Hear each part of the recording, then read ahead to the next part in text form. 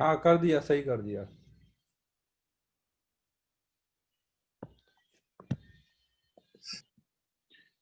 चलो फिर doubt start करते हैं। करंट का एक्सरसाइज 3 करना है ना आज।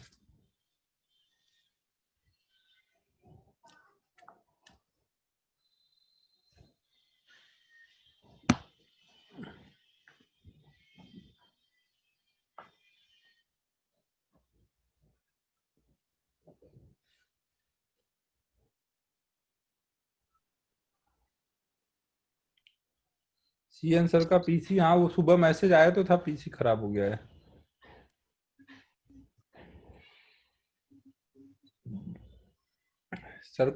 सर का फिर तो क्लास कल या परसों, पता नहीं अब होगा कि नहीं, 2-3 दिन तक दिक्कत ना हो। तब तक तो हो जाना चाहिए सही।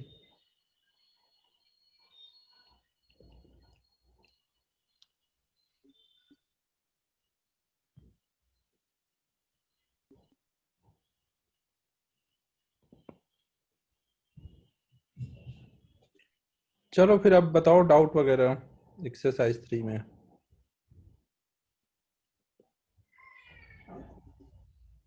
सेकंड करना है। चलो सेकंड प्रॉब्लम देखो एक्सरसाइज 3 का।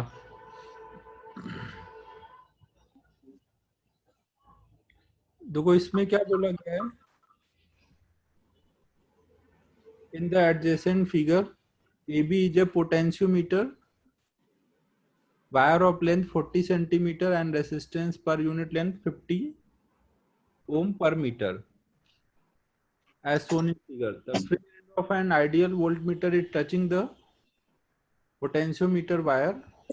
What should be the velocity of jockey as a function of time so that reading in the ideal voltmeter varies with time as। ना हमें देखो वोल्ट मीटर जो है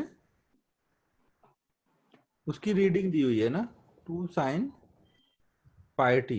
वोल्ट मीटर की हमें रीडिंग दी हुई है, वो टाइम के साथ वेरी हो रहा है। तो हमें बताना है कि जॉकी को कितनी वेलोसिटी से मूव कराया जाए।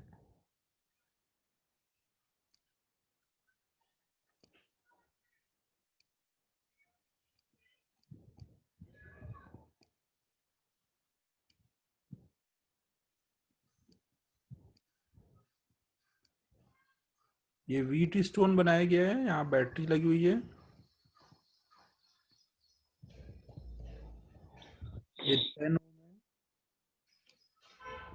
ये 10 ओम है। और इसका टोटल रेसिस्टेंस जो है वो,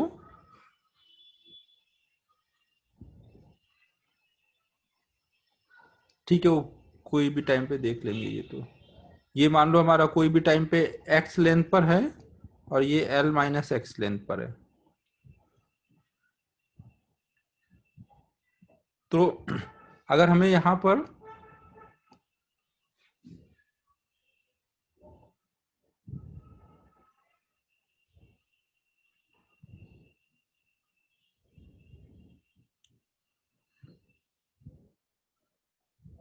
V की वैल्यू बता दी गई है, आइडियल वोल्ट मीटर है। तो वो अगर ये आइडियल वोल्ट मीटर है तो इधर कोई भी करंट नहीं जा रही होगी ना। तो कोई भी टाइम पे हम यहाँ का वोल्टेज लिख सकते हैं और यहाँ का वोल्टेज लिख सकते हैं और उसका डिफरेंस निकाल सकते हैं ना। अगर कोई भी टाइम पे देखोगे तो इधर को ये 10 ओम और 10 ओम दोनों सीरीज में है ना। दोनों के क्रॉस अगर यहाँ का वोल्टेज 0 है, यहाँ का 4 है, तो यहाँ का 0, यहाँ का 0, यहाँ का 4, यहाँ का 4। तो इसमें क्या होगा, करंट जाएगी तो 4 - 20 करके करंट निकाल लोगे, फिर इसके क्रॉस वोल्टेज डिफरेंस निकालोगे तो यहाँ का 2 आ जाएगा ना। वोल्टेज डिफरेंस आधा होता हो जाएगा। सीरीज में लगे है ना, इधर करंट नहीं आएगी क्योंकि आइडियल वोल्ट मीटर है। यहाँ का वोल्टेज आ जाएगा, करंट निकाल लो ना, और दोनों का इक्वल रेसिस्टेंस है तो यहाँ का वोल्टेज निकालोगे तो फिर हाफ आएगा।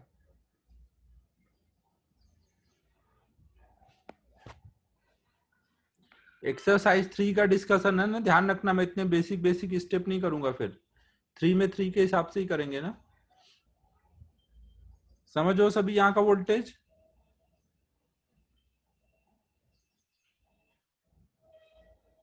फिर यहाँ का देखेंगे तो यहाँ पे करंट कितनी जा रही होगी, अगर हम आई निकालें तो आई हो रहा होगा V अपॉन में टोटल रेसिस्टेंस।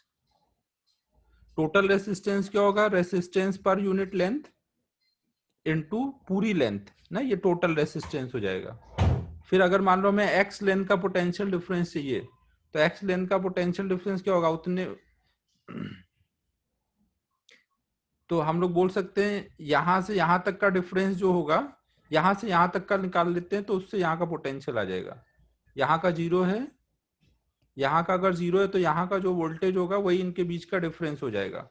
तो वीबी की वैल्यू क्या हो जाएगी, एल माइनस एक्स लेंथ का रेसिस्टेंस इनटू करंट।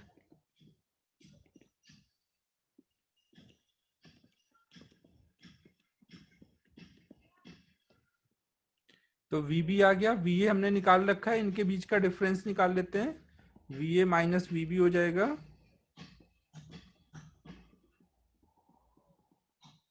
ये वाला हमें v की वैल्यू दिया हुआ है, ये v का वैल्यू हमें दिया हुआ है 2 sin पाई t।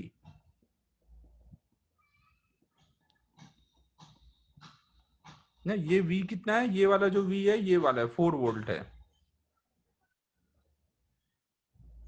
यहाँ पे जो ये v है ये 4 वोल्ट को दिया गया ना, पूरा वोल्टेज डिफरेंस लिखा था। अब दोनों साइड डिफरेंशिएट कर दो, हमें dx बाई dt चाहिए ना, ये x किस रेट से चेंज हो रहा है। 2 sin थीटा का differentiation cos theta into pi equal to यहाँ आ जाएगा 0 minus D X by D T, ऊपर 4 है, नीचे ये L है, L की वैल्यू है 40 सेंटीमीटर मतलब 0.4, तो ये आ जाएगा 2 pi cos pi T equal to, यहाँ 10 हो गया, ये D X by D T ना, 10 को इधर ले आएंगे तो pi by 5 cos pi T. ये मीटर पर सेकेंड में आया ना, हमें यूनिट में देखो सेंटीमीटर दिया है, तो सेंटीमीटर के लिए 100 मल्टीप्लाई करेंगे तो ये 20 पाई कॉस पाई टी सेंटीमीटर पर सेकेंड। चेक करो डी वाला ऑप्शन आ रहा है, एक बार ऑप्शन चेक करो एक बार।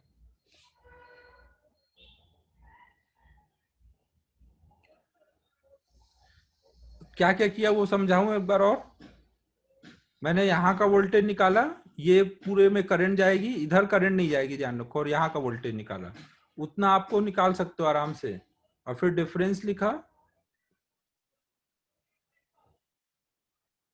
ठीक है, ओके।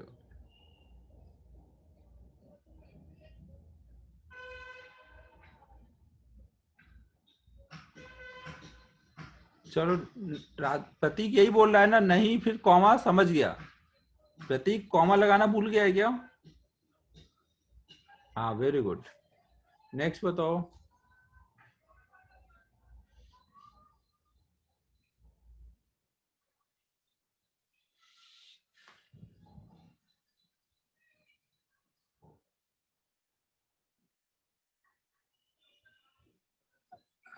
प्रतीक समझ गया ना, तुझे समझ गया भाई राज, वो नहीं कॉमा समझ गया लिखा है उसने। मैं फिर से बताओ, पूछा था उसने बोला था नहीं।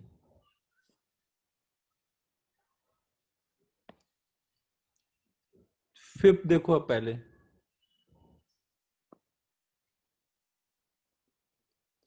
फिफ्थ में देखो क्या है।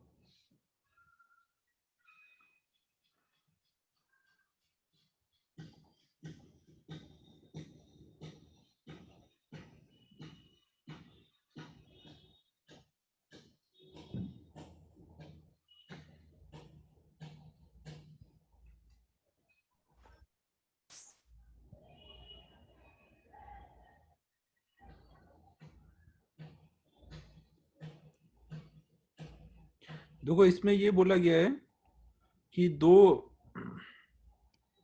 रिंग लिए गए हैं और उनको में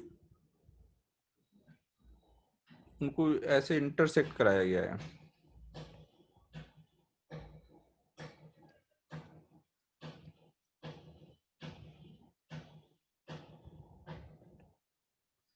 ना ये हमारा जंक्शन को ए बोला गया है, इस जंक्शन को बी बोला गया है,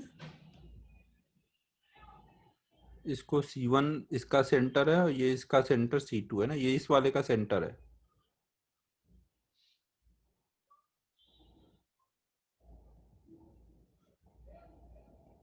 थोड़ा डायग्राम सही से बनाओ यार, इसमें समझ नहीं आएगा।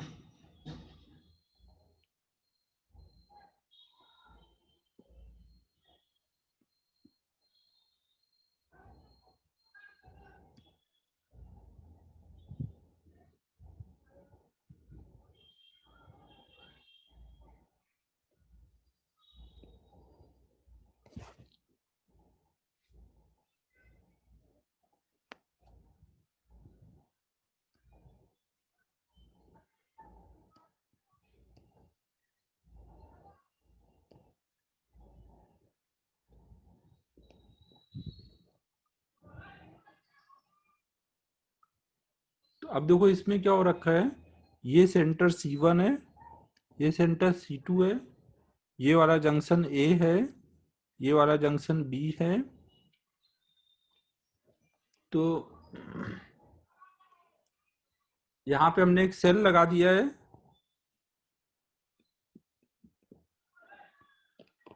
जिसका ईएमएफ 20 वोल्ट है। तो पूछा गया है कितना ये पावर सप्लाई कर रहा होगा। तो अगर हम यहाँ सर्किट का करंट निकाल लें तो V इंटू आई करके पावर निकाल लेंगे।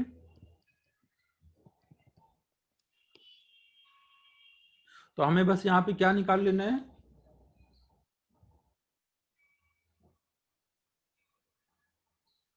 ना ये सबका इंडिविजुअल कितना कितना ये रेसिस्टेंस है ना, ये हर एक लाइन का रेसिस्टेंस आ जाएगा। तो ये चार रेसिस्टेंस पैरेलल में लगे हुए हैं, ये समझो ना सभी, ये चार रेसिस्टेंस पैरेलल में लगे हैं।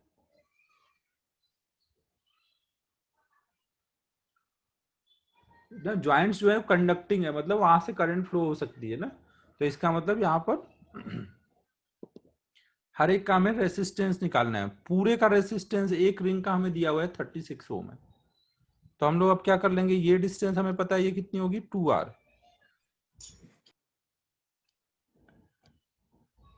तो ये कितना कितना आ जाएगा,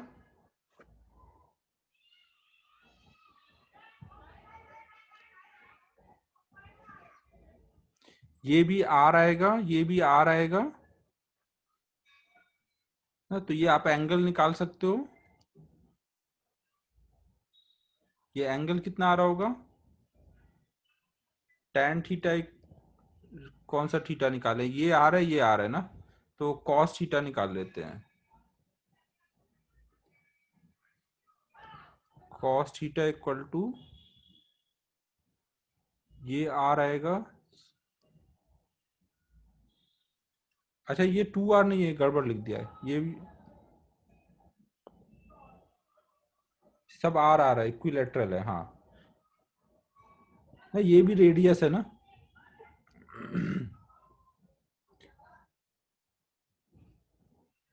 ये भी R आएगा इस वाले ट्रायंगल से सोचेंगे तो अब ये एंगल हमारा 60 आ गया ना। तो मतलब ये जो इस वाले रिंग में देखेंगे तो ये जो आर्क है ना, ये कितना एंगल बना रहा है, 60 60 120। मतलब ये उसका 1/3 पार्ट हुआ ना, 120 एंगल बना रहा है, मतलब 1/3 पार्ट है, ये 2/3 पार्ट है कि नहीं है। ये 2/3 पार्ट है, तो इसका रेसिस्टेंस कितना हो जाएगा, लेंथ के प्रोपोर्शनल है। तो पूरा रेसिस्टेंस 36 का 2/3 कर देंगे, तो ये 24 आ जाएगा और ये वाले पार्ट का रेसिस्टेंस 12 आ जाएगा। सेम वे में इसका भी 12 आ जाएगा और इसका 24। अब ये चार रेसिस्टेंस पैरेलल में है तो आर इक्विवेलेंट निकाल लो, आर इक्विवेलेंट आ जाएगा। तो आप आई निकालो फिर वी इंटू आई कर दो, हो जाएगा ना सभी का ना। 12 24 24 पैरेलल में है तो 12, फिर 12 12 12 तीन हो जाएंगे तो 12/3 4 ओम इक्विवेलेंट आ जाएगा। तो पावर इक्वल टू आप लिख सकते हो V इंटू आई या फिर V²/R।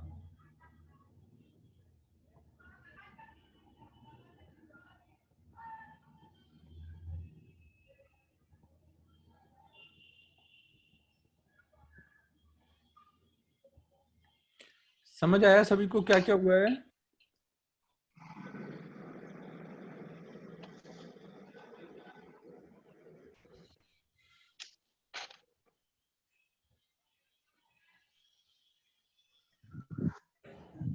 नेक्स्ट बताओ आप।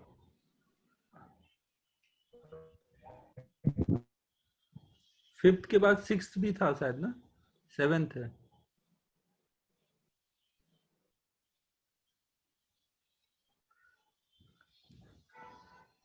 सेवन देखो, two long coaxial conducting cylinder of radius a and b are separated by a material of conductivity sigma and a constant potential difference v.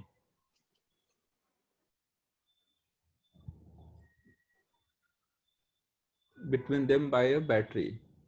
Then the current per unit length of the cylinder flowing from one cylinder to other.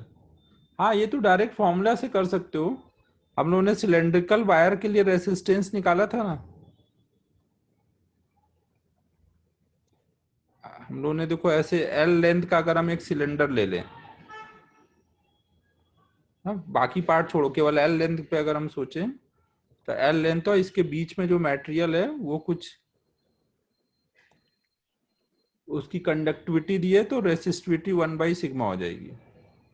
इसका inner radius ए है, outer radius B है, तो इसका हमने resistance निकाला था ना। अगर रेडियली हम वोल्टेज डिफरेंस मेंटेन करेंगे तो जब अंदर से बाहर को करंट जाएगी हर तरफ से, तो उस टाइम पे आर निकाला था। आर कितना आया था?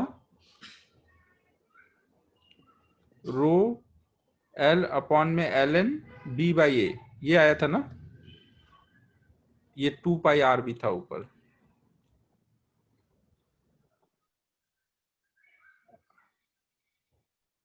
एक सेकेंड यार, फॉर्मूले याद नहीं रह रहे हैं आजकल मुझे भी। ऊपर कितना आया था?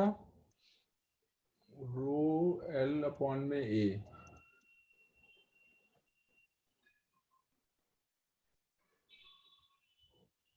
अबे फॉर्मूला बोलो भाई, क्या था?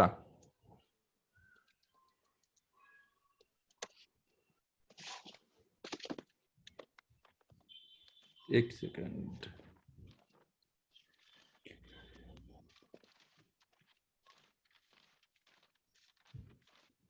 2 पाई एल अपॉन में एल एन ई बाई ए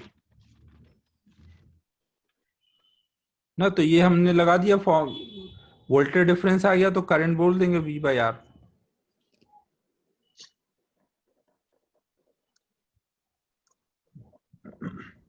ठीक है, हो जाएगा प्रतीक, ये तो सिंपल फॉर्मूला ही था।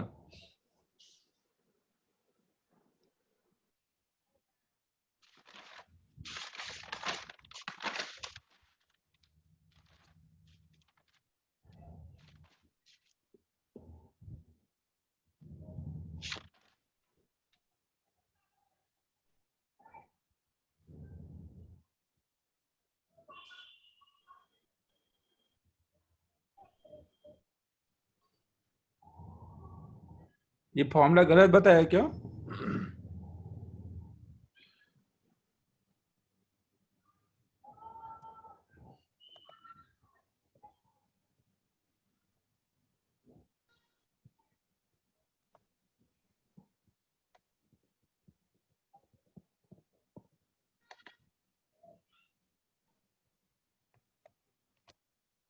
ठीक है, वो कर लेना, वो तो 2 मिनट का, आप तुरंत इंटीग्रेट कर सकते हो। चलो नेक्स्ट बताओ।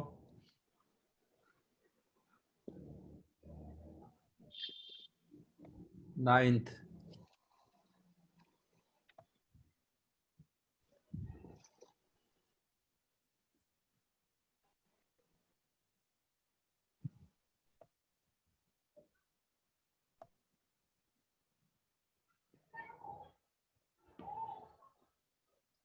नहीं नहीं राज यार, मेरे को याद नहीं था, मैं फिर चेक किया, देखते सामने सॉल्व भी करके निकाला।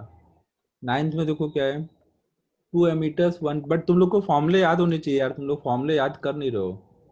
लिख के रखो, तुरंत कॉपी पलट रहे हो, सब देख रहे हो फॉर्मूले। 2 ammeters 1 2 have different internal resistance R1 R2. Each emitter has a scale such that the angular deviation of the needle from zero is proportional to the current. Initially, ammeters are connected in series and then to a source of constant voltage. Deviation of the needle of the ammeters are theta 1 and theta 2.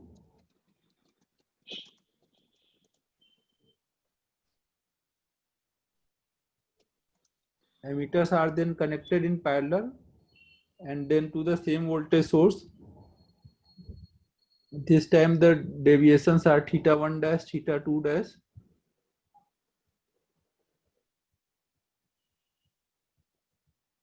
अबे इसमें तो क्या ही हुआ है, दो ammeter ले लिए गए हैं, R1 R2 इनके रेसिस्टेंस हैं और पहले इनको सीरीज में कनेक्ट करके फिर हमने कोई वोल्टेज से कनेक्ट कर दिया, वोल्टेज सोर्स से। तो इसमें कुछ I करंट जा रही है। अब I के प्रोपोर्शनल में इसमें डिफ्लेक्शन होगा दोनों में, तो दोनों के प्रोपोर्शनलिटी कांस्टेंट अलग अलग होंगे ना, दोनों के प्रोपोर्शनलिटी कांस्टेंट कुछ अलग अलग है। तो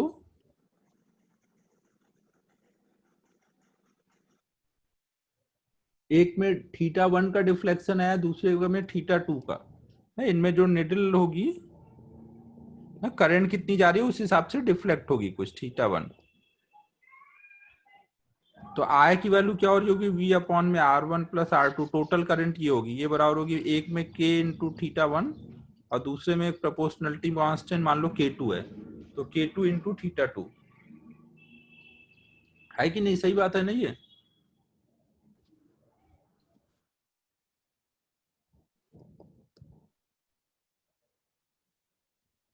फिर दूसरी बार इनको पैरेलल में लगाया गया।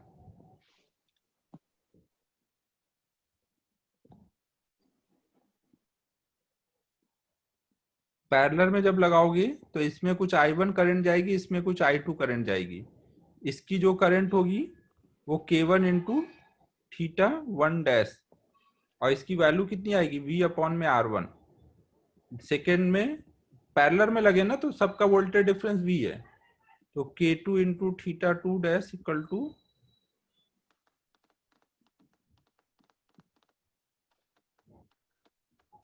उसका रेसिस्टेंस।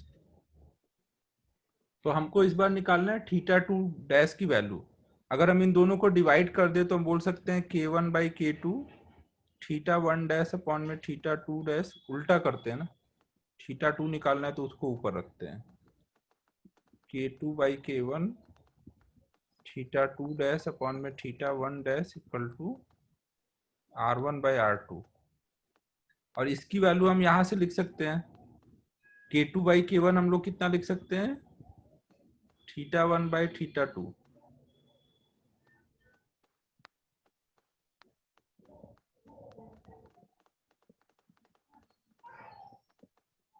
इसको इधर ले आओ, थीटा 2 डैश आ गया,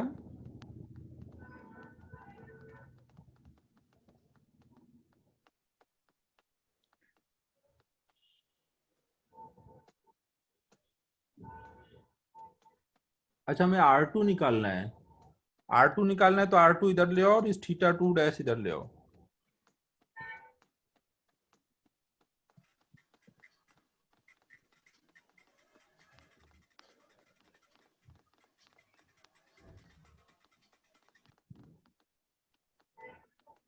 बी ऑप्शन हो जा रहा है, समझ आया क्या क्या बोल रहा हूँ। पहली बार सीरीज में होगा तो करंट सेम होगा ना, बाद में पैरेलल में होगा तो करंट अलग अलग होगा, दोनों बार की एक्सप्रेशन लिखो, प्रोपोर्शनलिटी कांस्टेंट सेम होगा।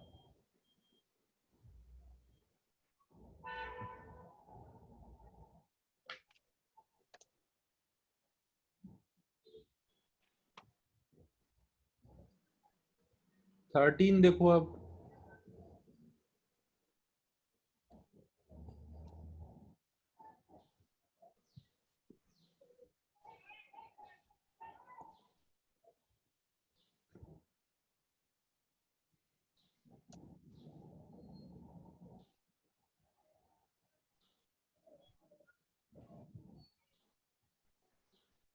देखो 13 में आपको बोला गया है, एक मिनट रुकना ना, कोई बच्चे का मैसेज आया, ज्वाइन नहीं कर पा रहा है, एक मिनट।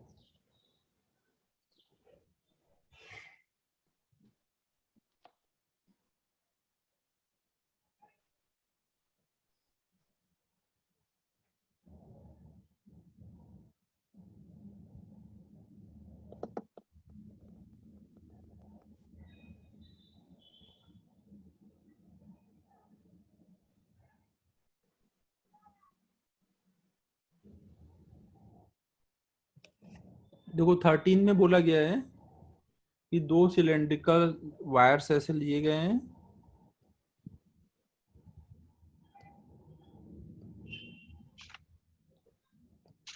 एक की रेसिस्टिविटी रो है, दूसरे की रेसिस्टिविटी 2 रो है, दोनों का ज्योमेट्री से दिख रहा है रेडियस वगैरह सेम है, लेंथ सेम है,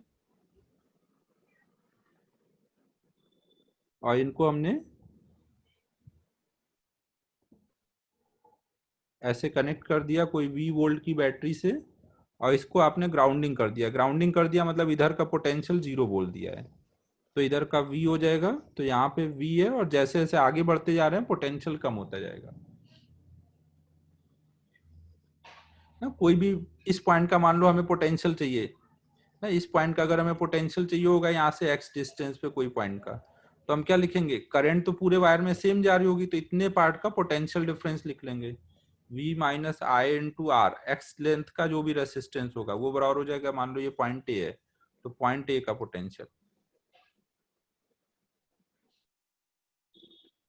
करंट तो पूरे वायर में सेम जा रही होगी, एक्स लेंथ का रेसिस्टेंस जो भी होगा यहाँ पे लिख दोगे, V माइनस आई, एक्स लेंथ का क्या हो जाएगा, रो एक्स अपॉन में जो भी क्रॉस सेक्शन एरिया हो। तो V जैसे जैसे x वेरी कर रहा है, V कैसे वेरी कर रहा होगा, एक मिनट रुको।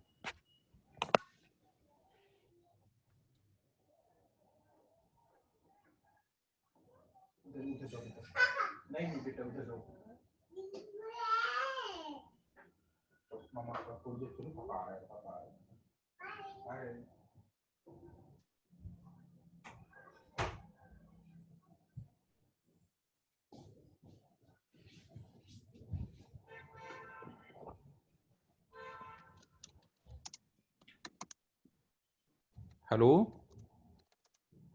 तो देख लो ए का पोटेंशियल आप देख लो, ऐसे लिख दोगे तो इसका ग्राफ कितना कैसा बन जाएगा, जब तक इस वायर में हो ना। यहाँ पे देख लो एक्स का कोएफिशिएंट क्या है, निगेटिव स्लोप है, पॉजिटिव इंटरसेप्ट, तो ऐसे कुछ ग्राफ बन जाएगा। फिर इस पॉइंट का पोटेंशियल कितना हो जाएगा, यहां तक आते आते अगर इसका रेसिस्टेंस निकालोगे तो आर आएगा, और इसका रेसिस्टेंस निकालोगे तो 2R आएगा ना, है कि नहीं। रो एल बाई ए करोगे तो यहाँ 2 रो है ना, तो आप बोल सकते हो कि इस पॉइंट का जंक्शन तक पहुंचते पहुंचते कितना पोटेंशियल आ जाएगा, टोटल पोटेंशियल V है, टोटल रेसिस्टेंस 3R है, तो करंट को इतना डाल देंगे, और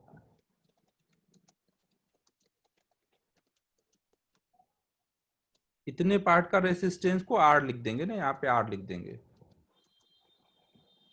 तो ये कितना आ जाएगा, 2/3V।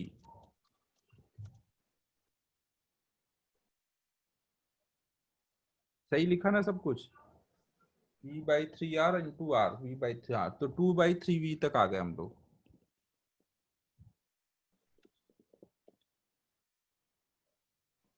अब हमें देखो 0 तक आना है, अभी हम लोग देखो L लेंथ कवर किए, तो 2V/3 का ड्रॉप हुआ, L लेंथ में 2V/3 का ड्रॉप तक पहुंचे, मतलब यहाँ पे ड्रॉप कितना हुआ है, V/3 का ड्रॉप हुआ है ना। L लेंथ कवर करने में V/3 का ड्रॉप हुआ, तो अब अगला हमें L लेंथ कवर करने में कितना ड्रॉप कराना है, 2V/3 से 0 जाना है, तो अब तेजी से ड्रॉप होगा या धीमे ड्रॉप होगा, सेम L लेंथ कवर करने में अब ज्यादा ड्रॉप कराना है, तो तेजी से ड्रॉप होगा ना बाद में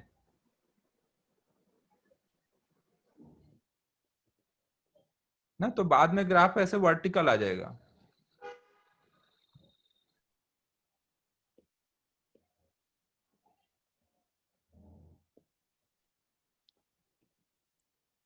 तो उस हिसाब से ग्राफ ड्रॉ कर देना है, बी ऑप्शन हो जाएगा।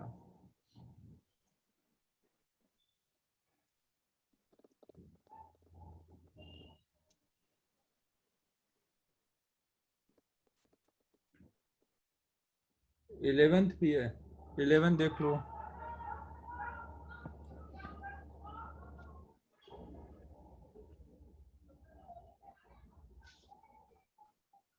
इसका आंसर चेक करो एक बार 11th का, तो 13 का, सॉरी 13th में जंक्शन पे तो सेमी पोटेंशियल लेके चलेंगे। हाँ ठीक है, ठीक है।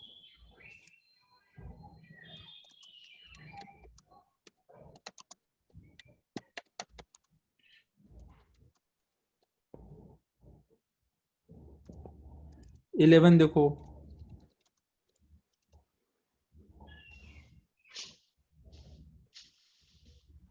हाँ एक बार क्वेश्चन पढ़ने दो कथन में। In the circuit shown reading of the meter is doubled after the switch is closed. अच्छा देखो, कथन स्विच को क्लोज करते ही ना दो रेसिस्टेंस शॉर्ट हो जाएंगे। जैसे आप स्विच क्लोज करोगे ये वाला शॉर्ट हो जाएगा ना, फिर ये वाला, और यहाँ पे एमीटर है, एमीटर का रेसिस्टेंस दिया है ना। जैसे स्विच क्लोज करोगे ये दोनों हटा दोगे, फिर सर्किट में केवल क्या रह जाएगा,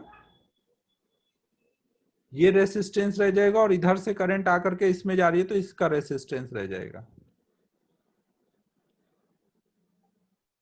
अगर इसका भी रेसिस्टेंस दिया है तो एमीटर है जो कॉइल रेसिस्टेंस इक्वल दिया है ना उसका रेजिस्टेंस। इसका अगर दिया है तो ये पूरा ऐसे नहीं शॉर्ट हो पाया ना। वही पूछा है सौरभ ना, ये वाला शॉर्ट हुआ है, इसके दोनों एंड।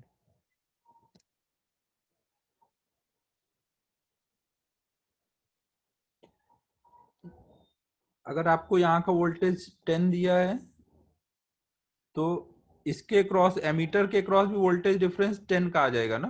तो नई रीडिंग पता रहेगी, नई रीडिंग शायद बताई गई है ना। हाँ पहले वाली रीडिंग निकालो, नई रीडिंग डबल कर दो। अब वोल्टेज डिफरेंस पता है, नई रीडिंग पता है, तो इसका रेसिस्टेंस आ जाएगा। करूँ सॉल्व या हो जाएगा?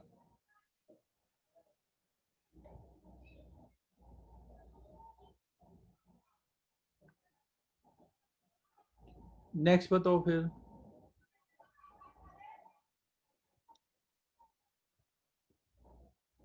15th में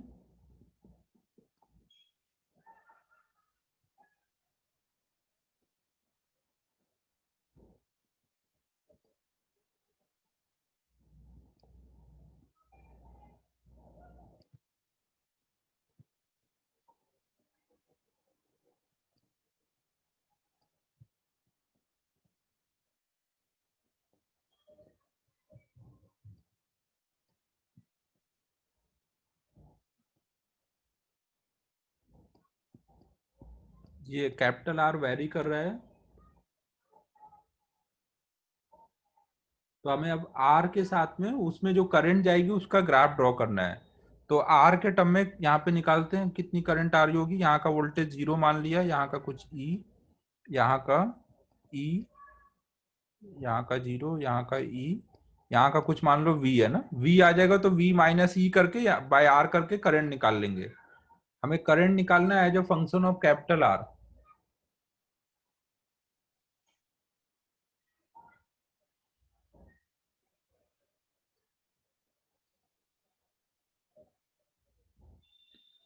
वैसे देख के तो यही समझ आ रहा है, कैपिटल आर बढ़ाते जाओगे तो उसमें करंट क्या होगी, कमी होगा। बी ऑप्शन ही आना चाहिए। क्या है आंसर? मतलब मैं ऐसे ही कुछ भी तुक्का मार रहा हूँ। क्या हो जाएगा ये? ऐसा नहीं है, v माइनस ई अपॉन में R plus v minus e upon में R plus v minus e upon में कैपिटल आर। अरे ये क्या हो रहा है? v माइनस ई तो इसमें उड़ गया, 2/r plus 1/r equal to 0।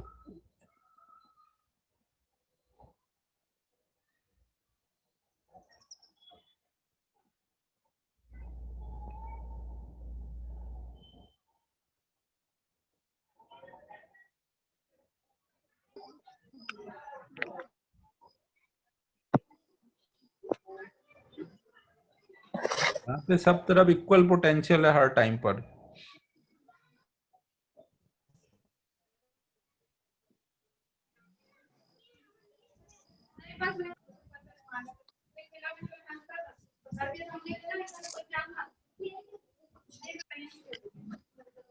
अब देखो ये वाला टर्म जीरो नहीं हो सकता, तो ये वाला टर्म जीरो होगा,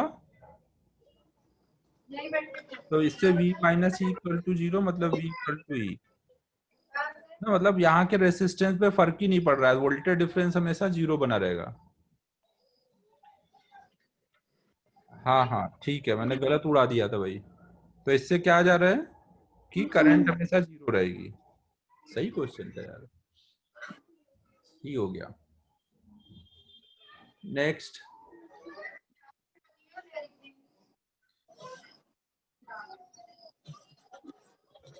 अबे श्यामल चमन, आवाज ना आए तभी अनम्यूट करो, अगर आवाज आ रही है अगल बगल तो म्यूट ही रखो। 17 देखो।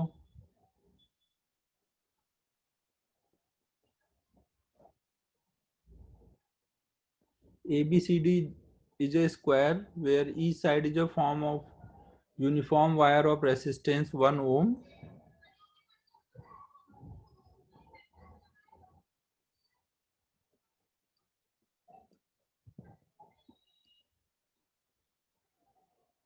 A point E lies on the wire, lies on CD, such that if a uniform wire of resistance 1 ohm is connected across AE, यहाँ पे हमने एक रेसिस्टेंस कनेक्ट किया है ना, हर एक का रेसिस्टेंस 1 ओम है।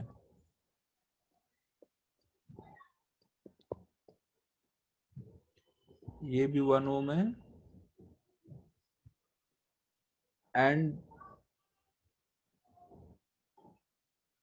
Potential difference is applied across A and C ना, यहाँ पे हमने बैटरी कनेक्ट की। Then B and E are equipotential. अगर बी और ई इक्वी पोटेंशियल है, मतलब यहाँ पे आप कोई गैल्वेनोमीटर लगा रहे हो, तो हमारा ये क्या हो गया, एक तरह से व्हीट स्टोन बन रहा है ना, ये R1 है, ये पूरा R2 है, ये R3 है, ये R4 है ना। तो अगर R1 बाई ये पूरा R2 बराबर होगा R3 बाई R4, तो ये फिर हमारा बोल सकते हो ना, यहाँ पे R5 को हटा सकते हैं ना। अगर ये इक्वी पोटेंशियल है, मतलब यहाँ पर व्हीट स्टोन बनाना है, यहाँ पे R5 लगाने की जरूरत नहीं है। तो आप बोल सकते हो कि अगर इस पार्ट का रेसिस्टेंस X है, तो इस पार्ट का कितना होगा, 1 माइनस एक्स ना, पूरे वायर का X 1 था ना। तो अब इस पार्ट का निकालो, इतने पार्ट का कितना आएगा, ये दोनों सीरीज फिर वो पैरेलल में, तो 1 इंटू एक्स अपॉन में 1 प्लस एक्स प्लस 1 नहीं, ये हमारा इस पार्ट का रेसिस्टेंस आ गया, ये मान लो R1 है, ये पूरे पार्ट का रेसिस्टेंस R2 है ना, ये वाला हमारा R3 है। क्या लिखा, अरे लिख तो दिया R1 वो, ये वाला R3 है और ये वाला R4 है। ठीक है, तो व्हीट स्टोन के लिए क्या लगा देंगे, R1 अपॉन में ये रेसिस्टेंस R2 बराबर R3 बाई R4 ना। अब x की वैल्यू सॉल्व कर लो, हो जाएगी। समझ आया सबको। x आ जाएगा तो हमें रेशियो पूछा गया है ना, रेशियो क्या होगा, x जो रेसिस्टेंस का रेशियो आएगा वही उनकी लेंथ का रेशियो होगा, CE और ED का रेशियो पूछा गया है। समझ आया कुछ। Next.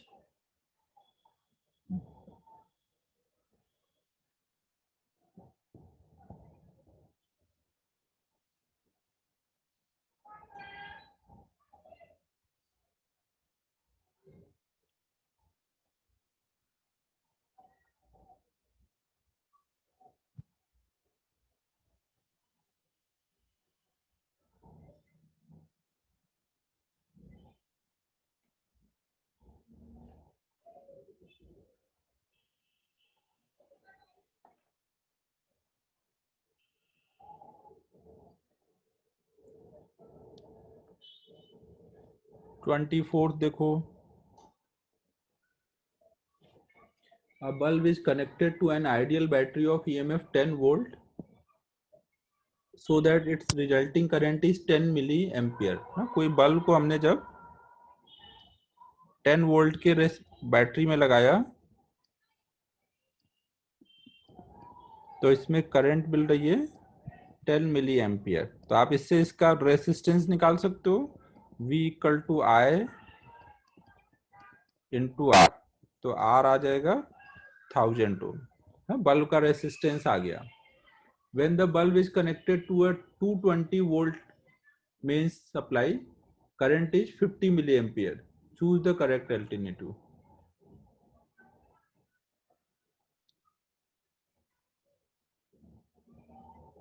When the bulb is connected, और अगली बार हमने 220 वोल्ट से कनेक्ट किया, अपॉन में आर करेंगे। अच्छा, करंट दिया हुआ है तो वो करंट करेंगे।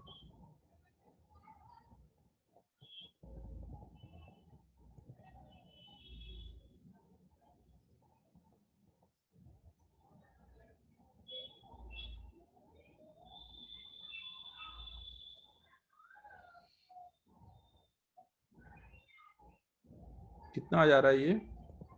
ऊपर जाएगा तो 4400 आ रहा है। तो in the first case resistance is 1 kilo ohm and in second is 4.4 kilo ohm. तो सही बात है, अलग अलग रेसिस्टेंस दिखा रहा है ना, एक में 1 किलो ओम आया, एक में 4.4 किलो ओम आया। It is not possible since ohm's law is not followed. The increase in resistance is due to the heating of filament of the bulb when it is connected to 220 volt mains. तो ये हो सकता है ना, देखो जब आप ज्यादा वोल्टेज से सप्लाई करोगे तो हो सकता है कि उसका हीटिंग की वजह से ज्यादा करंट, ज्यादा रेसिस्टेंस बढ़ गया है।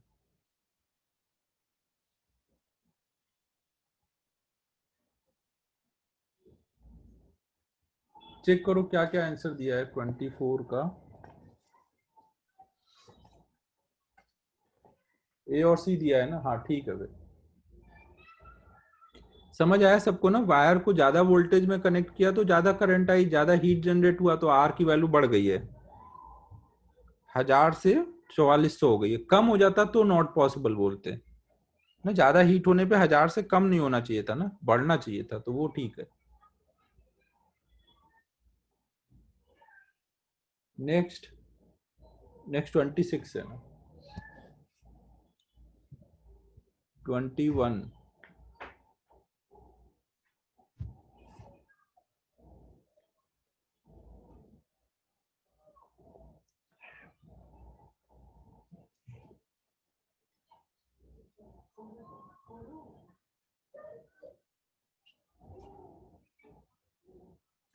चेक करते हैं कथन, एक मिनट।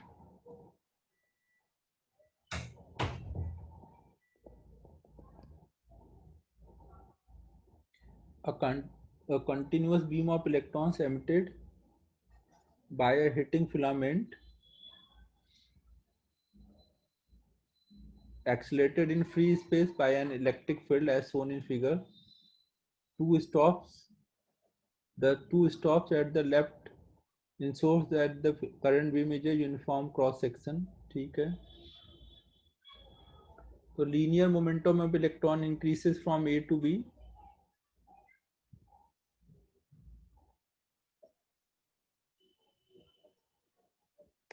देखो यहाँ पर आपने कोई तरह से ऐसे दो स्टॉप लगा करके इसके थ्रू करंट इलेक्ट्रॉन भेज रहे हो ना, तो इस क्रॉस सेक्शन एरिया से ही इलेक्ट्रॉन आ रहे हैं। तो कोई भी टाइम पे आप देखोगे तो इससे जो भी इलेक्ट्रॉन क्रॉस कर रहे होंगे, जितना एंटर कर रहा होगा उतना ही क्रॉस कर रहा होगा ना, क्योंकि बीच में चार्ज एक्यूमुलेट नहीं हो सकता ना, चार्ज आता जा रहा होगा, क्रॉस करता जा रहा होगा। तो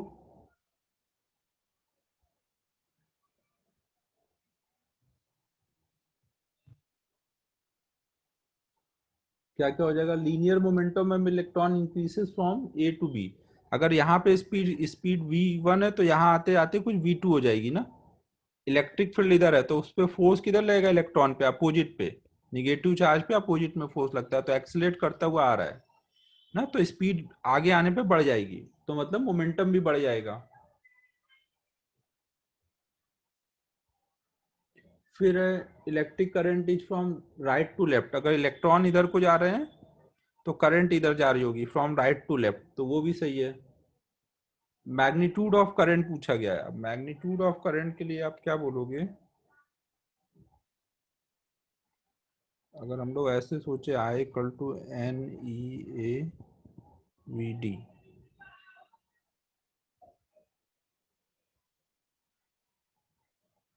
यहाँ पे देखो आपको ऐसे ही सोचना पड़ेगा, एन वगैरह यहाँ पे सेम नहीं है ना, चेंज हो रहा है। आपको ऐसे ही सोचना पड़ेगा कि जो भी इलेक्ट्रॉन यहाँ से इंटर करेंगे वही आगे जा रहे होंगे, क्योंकि बीच में ना तो चार्ज लगातार बढ़ता जाएगा ना कम होता जाएगा, ना चार्ज कंजर्वेशन से ही सोचना पड़ेगा।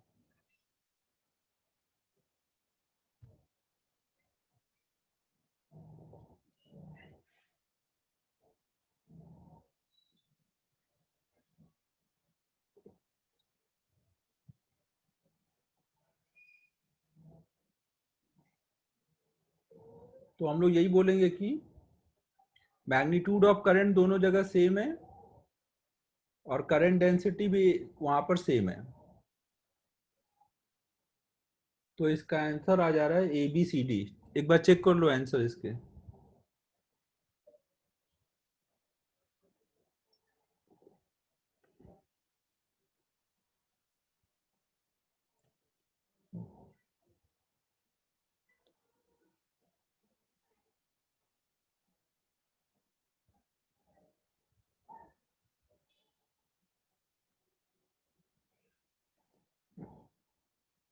नेक्स्ट अब 30 वाला देखो,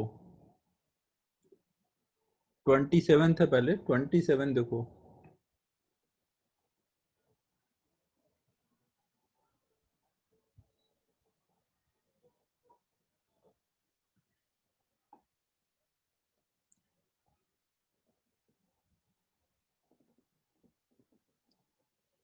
27 में देखो बोला गया है, by mistake a voltmeter is placed in series and ammeter is in parallel with a resistance in electric circuit। तो ऐसा कुछ सर्किट बना दिया गया है।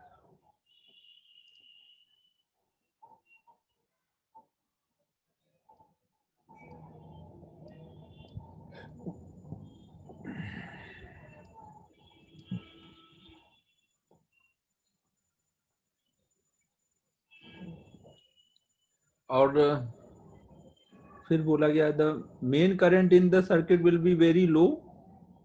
अब देखो अगर आप वोल्ट मीटर को ऐसे लगा दोगे तो वोल्ट मीटर का रेसिस्टेंस तो बहुत हाई रहा होगा ना, तो अब पूरे सर्किट का जो रेसिस्टेंस होगा वो बहुत हाई आ जाएगा ना। इस पूरे के साथ ये सीरीज में लगा है, तो इसका रेसिस्टेंस प्लस इसका रेसिस्टेंस पूरे सीरीज सर्किट का रेसिस्टेंस, तो अगर रेसिस्टेंस रेसिस्टेंस बहुत बढ़ गया तो करंट अब बहुत कम हो चुकी है ना।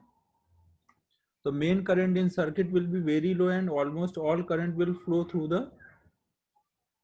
Ammeter if resistance of ammeter is much smaller than the resistance. और देखो साथ में ये जो एमीटर होता है उसका रेसिस्टेंस टेंडिंग टू जीरो होता है ना, तो अगर यहाँ से कुछ भी करंट आएगी तो अगर आपने एक तरह से शॉर्ट कर दिया तो ज्यादातर करंट इधर से ही फ्लो करके निकल जाएगी ना। कुछ समझ आ रहा है मैं क्या बोल रहा हूँ? हाँ, ये अगर एमीटर है मतलब बहुत कम रेसिस्टेंस, तो करंट जो होता है लीस्ट रेसिस्टेंस का पाथ फॉलो करता है, तो इधर से आएगी तो जिधर कम रेसिस्टेंस है उधर से ज्यादा करंट जाएगी। तो पहला ऑप्शन सही लग रहा है। अच्छा ये मल्टीपल करेक्ट है ना, तो आगे का भी पढ़ लेते हैं। If the devices are ideal, अगर ये आइडियल हो जाएंगे तो लार्ज करंट, ये तो हो ही नहीं सकता ना, अगर आइडियल हो गए तो इसका रेसिस्टेंस तो इनफाइनाइट हो गया ना, तो करंट तो जाएगी नहीं, बी ऑप्शन नहीं है। If the devices are ideal, battery को लेते हुए, ammeter will read zero current and voltmeter read the EMF of the cell.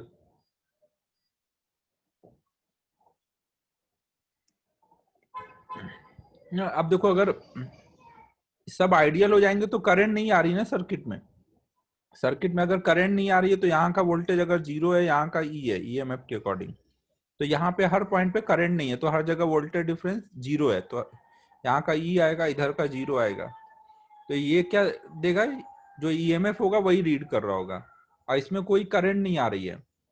हम जब करंट आ ही नहीं रही है तो इधर से भी कोई करंट नहीं जाएगी, तो ये जीरो रीड कर रहा होगा ना। सी ऑप्शन भी सही है।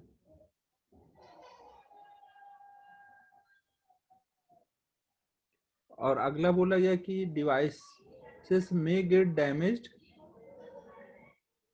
if the EMF of the cell is very high and meters are non ideal. अगर ये नॉन आइडियल हुए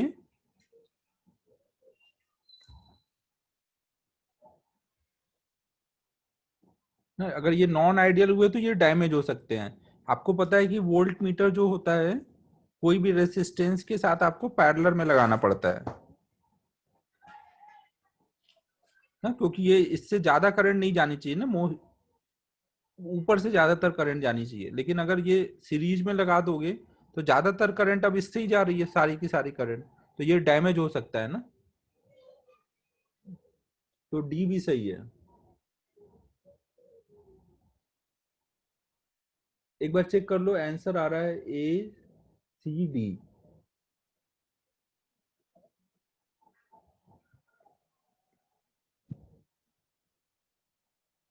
ठीक है, नेक्स्ट सब बताओ।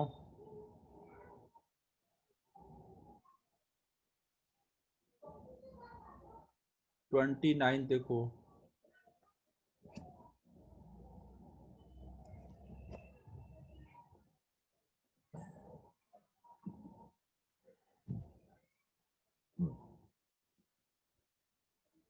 माइक्रो एमीटर मतलब वही एमीटर ही है जिसका हमें रेसिस्टेंस दिया हुआ है, और फुल स्केल मतलब उसमें मैक्सिमम कितनी करंट जा सकती वो दिया है।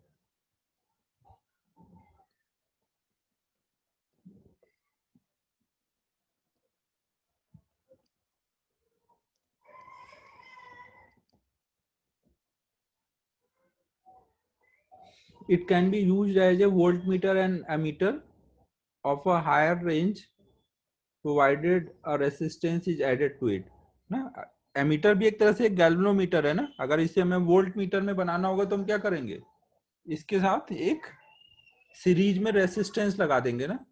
याद है ना, एक गैल्वेनोमीटर को हम कैसे वोल्ट मीटर बनाते थे ना, उसके साथ एक रेसिस्टर लगा देते थे तो ये पूरा वोल्ट मीटर बन जाता था, और ऐसे करते थे। तो यहाँ पे बस गैल्वेनोमीटर मतलब ये एमीटर ले लेना है, वही सेम चीज है, उसका भी कुछ करंट है कुछ ये है। तो वोल्ट मीटर के लिए जो एमीटर में मैक्सिमम करंट जा रही थी वो यूज करेंगे, उसका रेसिस्टेंस प्लस सीरीज में जो रेसिस्टेंस लगाया। समझो ना, एमीटर के साथ अगर हमने इसका रेसिस्टेंस आर है, इसका आर, तो ये पूरा आप वोल्ट मीटर बना देंगे। तो अब आपको यही बताना है 50 वोल्ट का बनाना है तो कितना रेसिस्टेंस लगाएं। अब यहाँ पे 50 की वैल्यू डालो, यहाँ ये सब पता है, ये निकालो कितना है, ऐसे करते जाओ। समझ रहे प्रतीक क्या बोल रहा हूँ।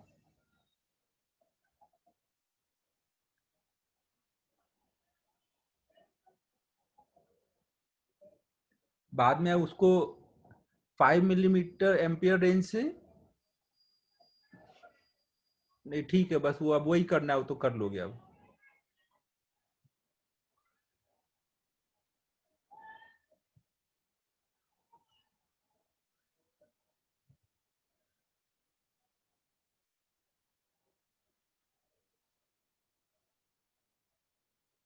बाद में उसको देखो, पहले पार्ट में वोल्ट मीटर बनाना है, अगले पार्ट में एमीटर बनाना है ना, सीडी में एमीटर बनाना है। याद है ना, एक एमीटर अगर A1 है उसका रेंज बढ़ा के A2 करना है, तो अपन क्या करते थे, वही काम करते थे जो गैल्वेनोमीटर को एमीटर से बदलने में करते थे ना। एमीटर बनाने में शंट लगाते थे। अगर इस ये आईजी रेंज का है तो ये आई रेंज का बनाते थे, और रिलेशन क्या होता था, आईजी इक्वल टू, फॉर्मूला मुझे याद नहीं, एक बार देख लो, ऐसा कुछ वर्किंग इक्वेशन आई थी।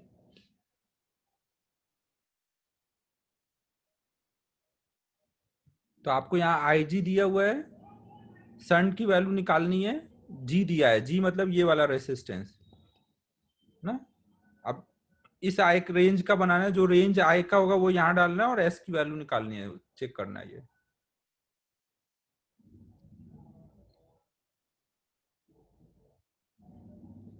Next.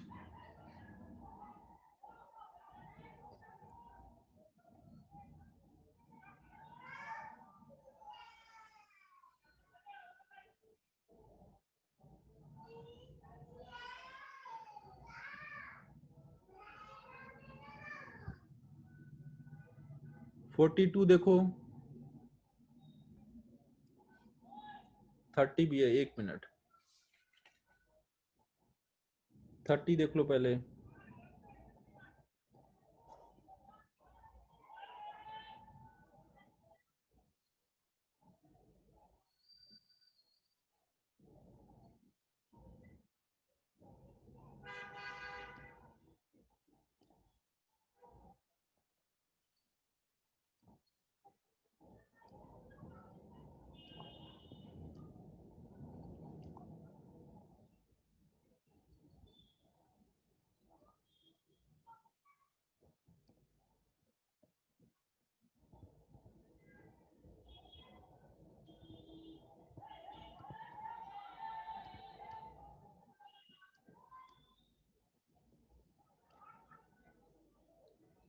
In the circuit shown in figure power supplied by battery is, ना हमें यहाँ पे पावर सप्लाइड बाय बैटरी पूछी गई है,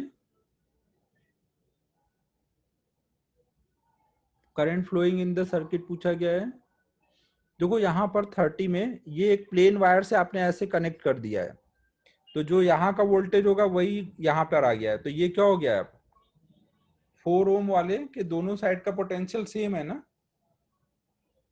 जो यहाँ का पोटेंशियल है वही यहाँ से आकर के यहाँ पे भी है, तो ये शॉर्ट हो गया है। सेम वे में जो यहाँ का पोटेंशियल है वही यहाँ का है, तो ये भी शॉर्ट हो गया है, तो इसको हटा दो ना, इनके रखने का कोई फायदा नहीं है, एक बस प्लेन वायर लगा दो। तो टोटल सर्किट में करंट कितनी फ्लो होगी, टोटल वोल्टेज ये है, टोटल रेसिस्टेंस ये है ना, ये करंट आ जाएगी तो पावर सप्लाइड बाय बैटरी क्या होगा, उसका V और उससे जो I आ रहा है ना, V इंटू I कर देंगे।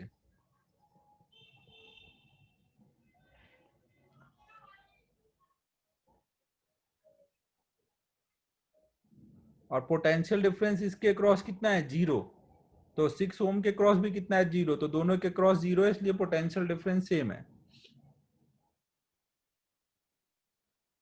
करंट कितना आएगा यहाँ पे, करंट जो भी आएगा वो लीस्ट रेजिस्टेंस का पाथ फॉलो करेगा, ऐसे जाएगा ना, इधर कोई करंट नहीं जाएगा, इधर कोई करंट नहीं जाएगा, इनको हटा दो ना, शॉर्ट है तो उससे करंट नहीं जा सकती। सूजल कुछ चमका भाई, क्या बोल रहा हूँ।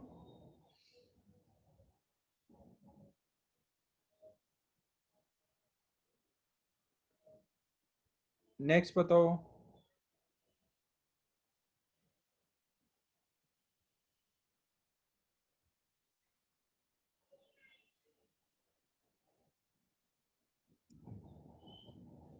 31 देख लो पहले।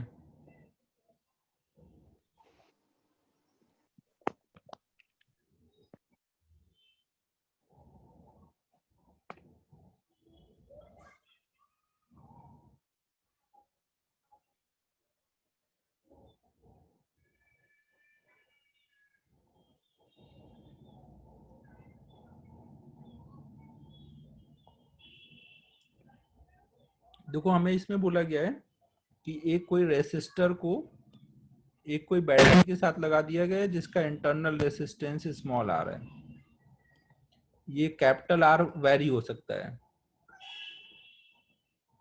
तो हमें इसके क्रॉस पोटेंशियल डिफरेंस का ग्राफ ड्रॉ करना है, इसके क्रॉस मतलब इसके क्रॉस ना, टर्मिनल पोटेंशियल डिफरेंस निकालना है। टर्मिनल पोटेंशियल डिफरेंस क्या होता है, ई माइनस आई आर, और आई की वैल्यू कितनी लिखोगे,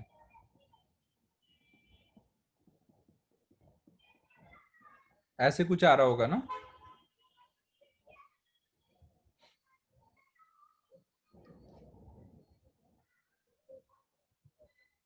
अब देखो इसमें जब हमने v का i के साथ ग्राफ ड्रॉ किया, v का i के साथ ग्राफ ड्रॉ करेंगे तो कैसा ग्राफ आएगा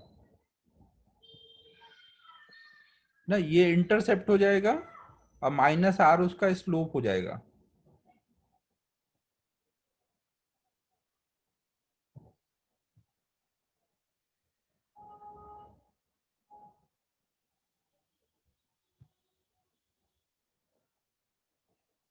ठीक है, समझो। तो ईएमएफ की वैल्यू देखो आपको 10 वोल्ट दी हुई है, और यहाँ आते आते आपका वोल्टेज डिफरेंस जीरो हो गया ना, वोल्टेज डिफरेंस अगर जीरो हो गया है तो यहाँ जीरो डालोगे तो आई की वैल्यू कितनी मिल रही होगी, ई बाई आर। ये ई बाई आर की वैल्यू दी है ना, वी को जीरो डाल दो यहाँ के लिए ना, वाई एक्सिस वाला पार्ट जीरो हो जाएगा ना एक्स एक्सिस पे, तो इसकी वैल्यू आपको टू दी है, तो यहाँ पे ये 10 डालोगे तो आर की वैल्यू इससे 5 आ जाएगी।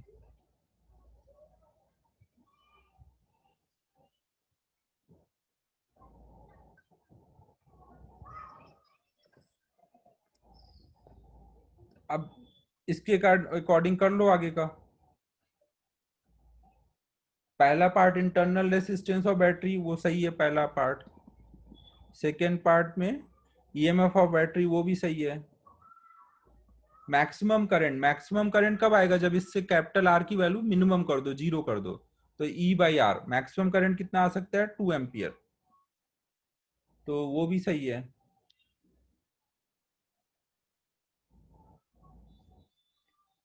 वी आई ग्राफ बोला गया कभी भी स्ट्रेट लाइन नहीं होगा, एक अगर आप फिक्स आर ले लोगे तो वी आई का ग्राफ तो ऐसे ही बनेगा ना,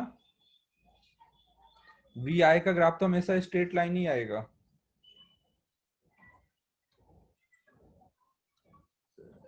सॉरी, ये कांस्टेंट लेने की जरूरत नहीं है, ये वैरी कराओगे तो आई वैरी करेगा ना, तो आई और वी का ग्राफ हमेशा स्ट्रेट लाइन आ रहा होगा। तो फोर्थ ऑप्शन सही नहीं है ना, ए बी सी आंसर होगा इसके।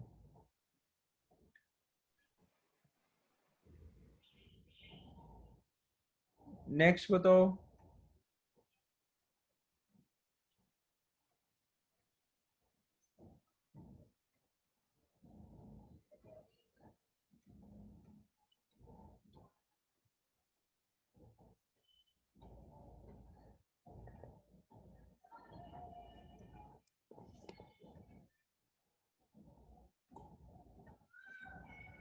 1 मिनट रुकना है।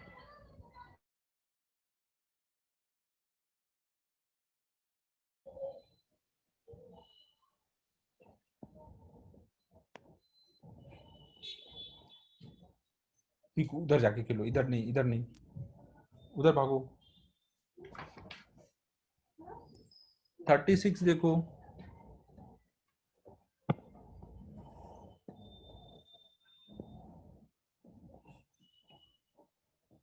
Two coils of two cells of unequal EMF and internal resistance R1 R2 are joined as shown।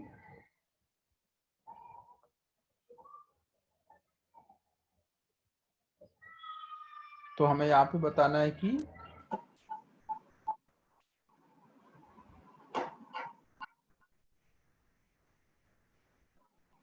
अबे 36 में तो आपका क्या है, ए से बी जाना है। ये क्या हो रहा है, नमन म्यूट रखो। Potential difference across both cell will be equal, तो ए और बी के क्रॉस दोनों सेल कनेक्टेड है ना, पॉइंट ए और बी के क्रॉस, तो दोनों के cross V A minus V B potential difference आएगा ना, दोनों का टर्मिनल पोटेंशियल डिफरेंस सेम है।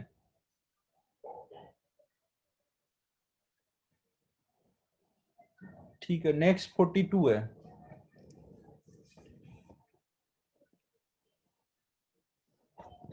42 देखते हैं अब।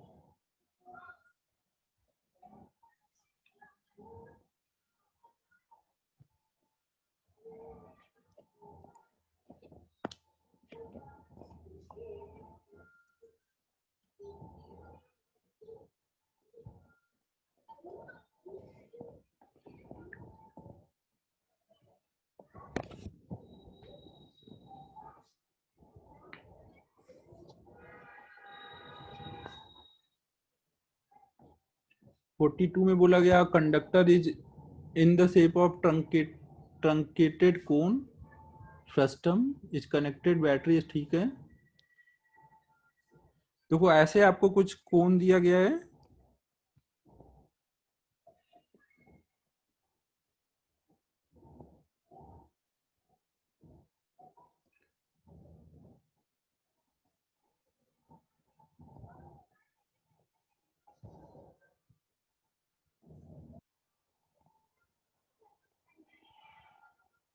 ईएमएफ ई है, तो ई का ग्राफ बनाना है हीट जनरेटेड का ग्राफ बनाना है।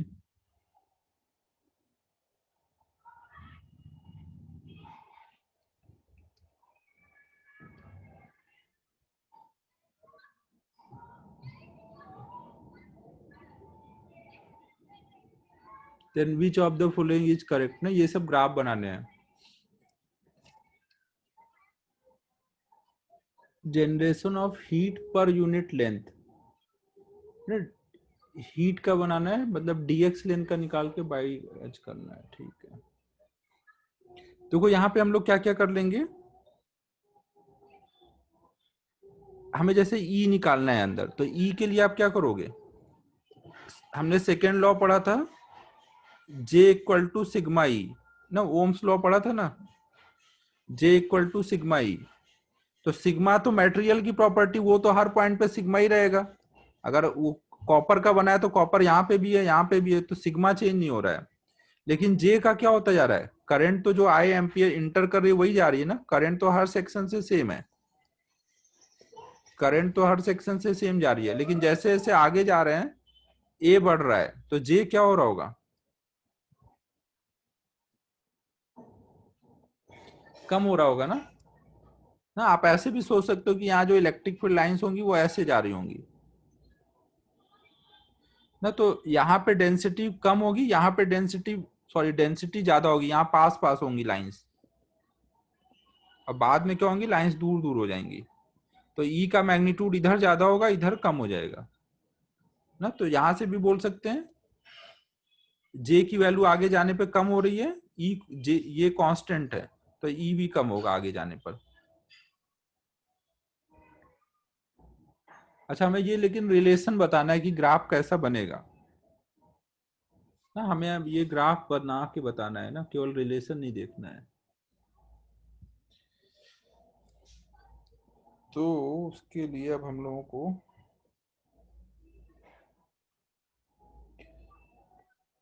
अगर हम कोई भी एक्स डिस्टेंस पे आगे जाते हैं ना, अगर हम एक्स डिस्टेंस पे आगे जाते हैं तो वहां का हमें जे निकालना पड़ेगा ना, अगर हमें ई चाहिए तो जे लिखना पड़ेगा। तो आप कैसे बोल सकते हो, अगर हमने एक ट्रंकेटेड कोन लिया हुआ है, तो आगे जाने पे ये,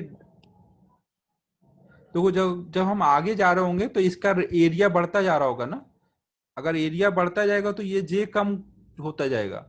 एक्स अगर टेंडिंग टू इनफाइनाइट हो जाए, अगर हम बहुत आगे चले जाएंगे तो एरिया ये बहुत बड़ा हो जाएगा, तो जे टेंडिंग टू क्या हो जाएगा, जीरो हो जाएगा। तो मतलब ए वाला ऑप्शन सही लग रहा है ना, एक्स जब बहुत बड़ा होगा तो ई टेंडिंग टू जीरो हो जाएगा।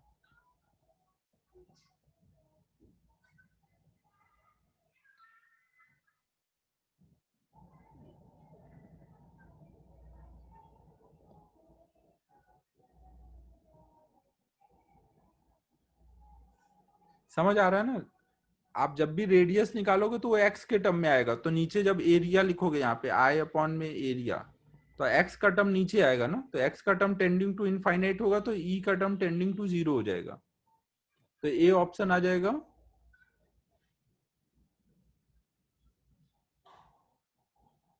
फिर नेक्स्ट है हमारा, कहीं पे भी पोटेंशियल की वैल्यू कितनी हो रही होगी। पोटेंशियल के लिए हम लोग ऐसे सोच सकते हैं,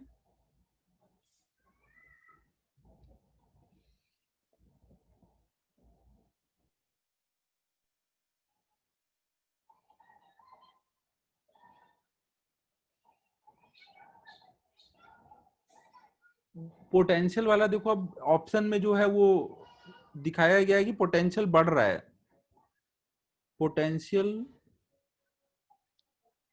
तो आपको ये पता है कि यहाँ पे ग्राउंडिंग है, तो आप इधर अगर आगे को जा रहे हो तो पोटेंशियल कम होना चाहिए ना, ना आगे को जा रहे होगे तो पोटेंशियल कम होगा, तो डी वाला ग्राफ तो पॉसिबल नहीं है, तो इसलिए डी वाला भी कट कर दिया। अब हीट जनरेटेड का निकाल लेते हैं, और इसमें देखो एच और ई का भी ग्राफ बोला गया है, तो यार ई निकालना ही पड़ेगा, एच और ई भी बोल दिया गया ना। सॉल्व करता हूँ, अब ऐसे नहीं हो पाएगा, थोड़ा सा सॉल्व भी करना पड़ेगा। तो अब सॉल्व करने के लिए हम लोग ऐसे सोचते हैं,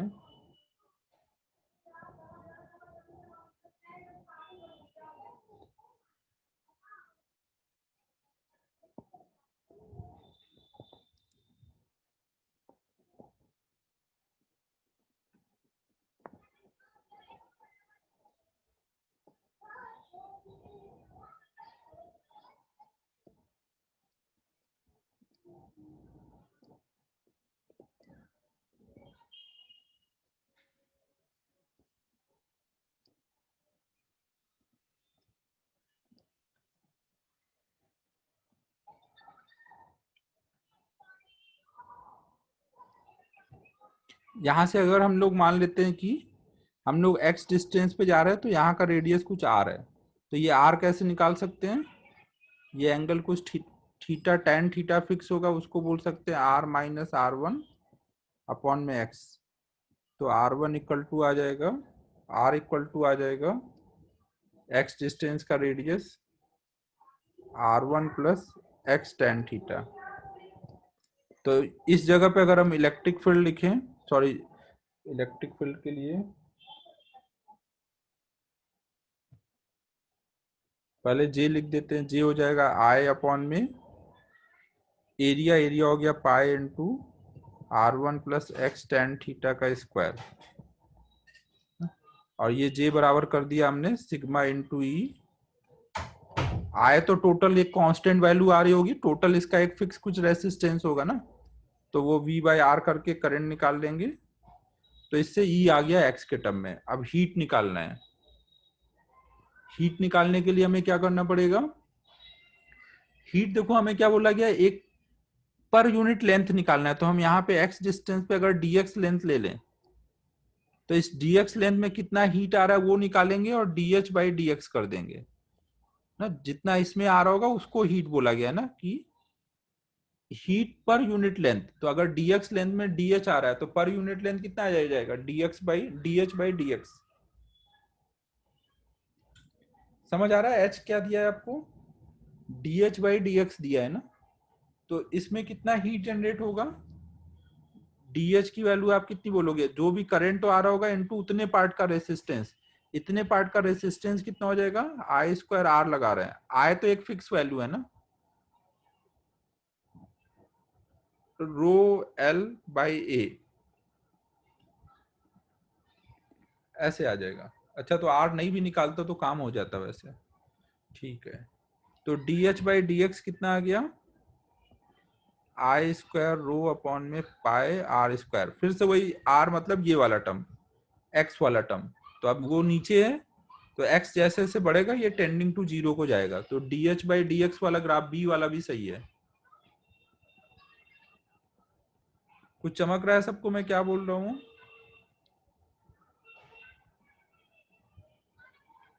और फिर h और e में अगर ग्राफ ड्रॉ करना है तो इनको डिवाइड करोगे ना, डिवाइड करोगे तो आप देखोगे h और e को डिवाइड करोगे तो ये वाला टर्म कट जाएगा सबका डिनोमिनेटर वाला, और यहाँ पे केवल कांस्टेंट टर्म बचेगा।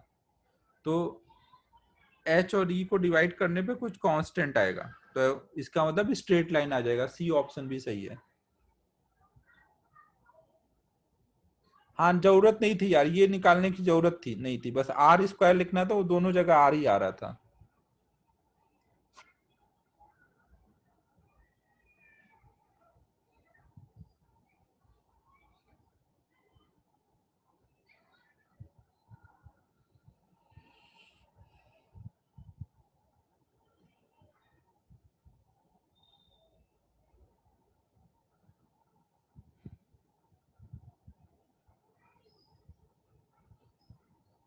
नेक्स्ट,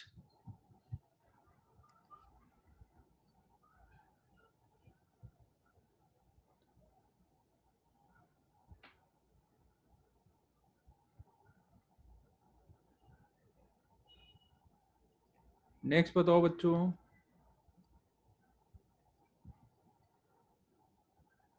ये हुई ना बात प्रतीक, सीधे आया 64 पे। Very good. कोई ना कोई अभी बीच में डालेगा। और बताओ कोई बीच में है क्या?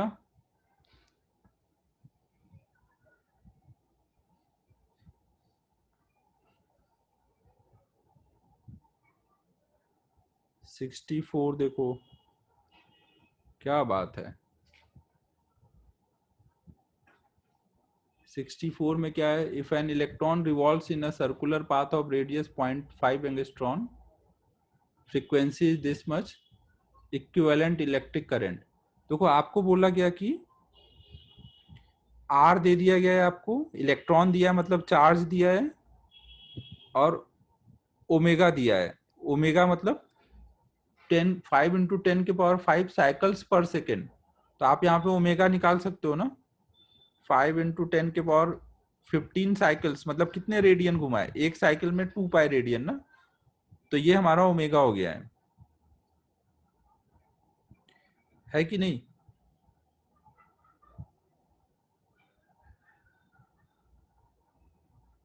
तो अब हमें करंट बताना है, तो कोई भी एक जगह अगर आप बैठोगे तो हर एक टाइम पीरियड बाद इलेक्ट्रॉन क्रॉस कर रहा होगा ना, तो एवरेज करंट कितनी होगी? इलेक्ट्रॉन का चार्ज अपॉन टाइम पीरियड। अब यहाँ वैल्यू डाल दो, टाइम पीरियड मतलब 2 पाई बाय ओमेगा।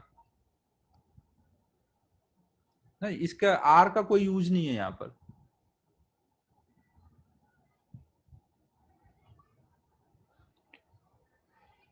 ठीक है, हो जाएगा। इलेक्ट्रॉन का चार्ज डाल दो, टाइम पीरियड डाल दो, हो जाएगा। नेक्स्ट।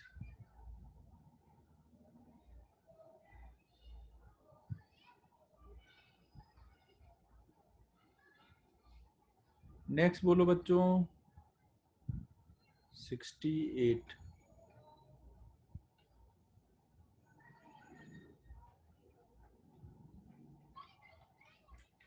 68 में क्या है?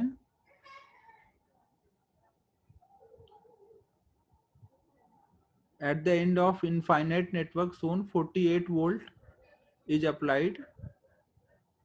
What is the voltage at point C?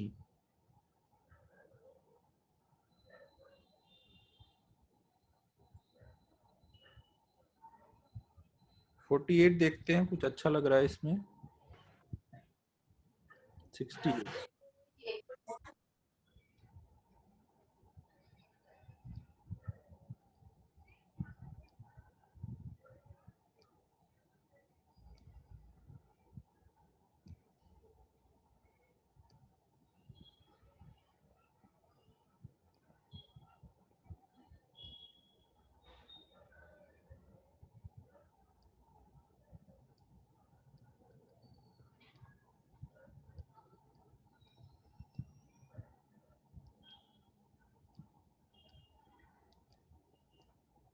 ऐसा कुछ दिया हुआ है और मैं पॉइंट सी का वोल्टेज डिफरेंस पूछा हुआ है और ये इनफाइनाइट तक जा रहा है।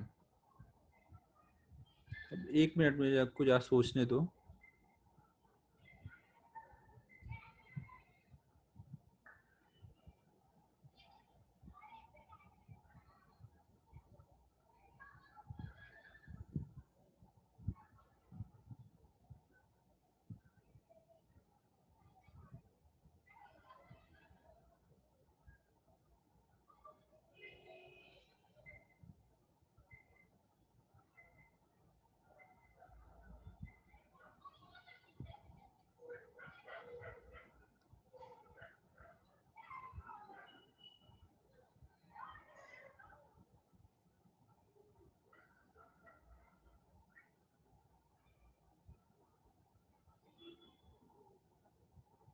देखो, अगर हम मान लो यहाँ का वोल्टेज कुछ V1 मान ले और यहाँ का V2 मान ले।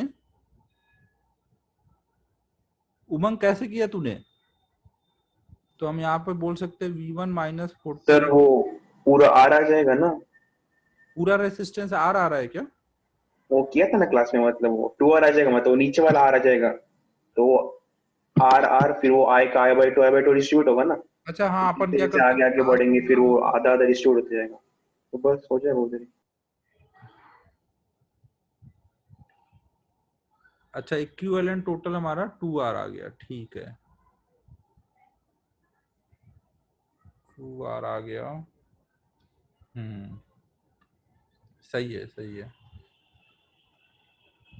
देखो, हम लोग यहाँ पे ऐसे सोच सकते हैं कि अगर हम इन दो पॉइंट के क्रॉस आर इक्विवेलेंट निकालें तो वो कुछ 2R आया ना। तो इसका मतलब जो हम इन दो पॉइंट के क्रॉस निकालेंगे तो वो भी आगे का 2R आएगा। तो इधर आगे को 2R है और यहाँ पे 2R है ना, मतलब ये पूरा पैरेलल में 2R कनेक्टेड है ना, तो जो भी करंट यहाँ से आएगी वो हाफ हाफ हो जाएगी। ये 2R है और ये पूरे का इक्विवेलेंट भी 2R है, तो ये पैरेलल में है, तो जो भी आई करंट आएगी इसमें आधा जाएगा, आधा इधर जाएगा, मतलब आगे को जाएगा। तो हर बार करंट हाफ होती जाएगी। इधर I/4, इधर I/4। यहाँ से आई एंटर किए तो I/2 इधर गई और ऐसे चल रहा है ना। और टोटल करंट कितनी आई होगी? जो भी टोटल पोटेंशियल डिफरेंस है मान लो पोटेंशियल डिफरेंस टोटल 48 को V लिख देते हैं, तो V अपॉन में 2R ये टोटल करंट है।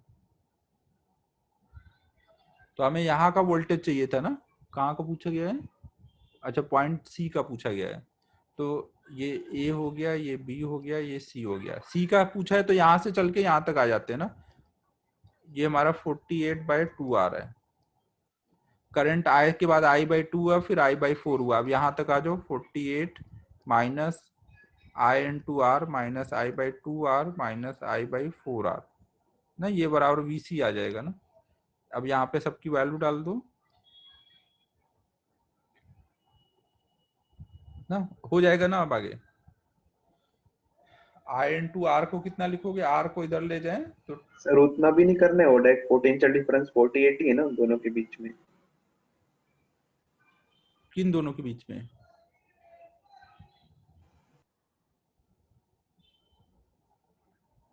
अच्छा, आप ऐसे बोल लो कि इनके क्रॉस निकालने, वही बोल दे इनके क्रॉस होगा।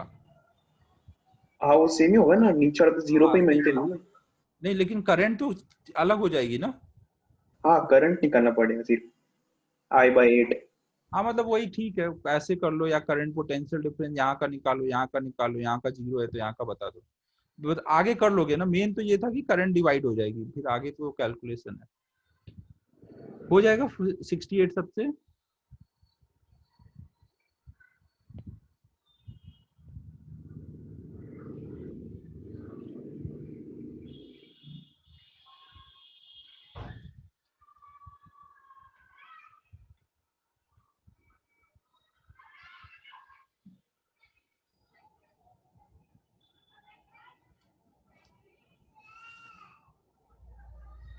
नेक्स्ट बताओ।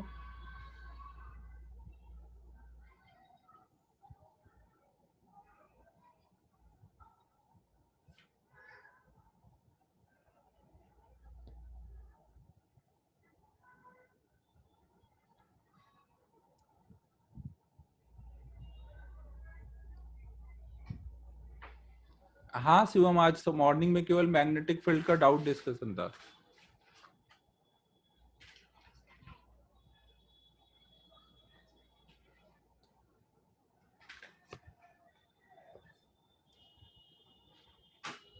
ये अपना कैपेसिटर में कितना डाउट डिस्कस हुआ है अभी तक?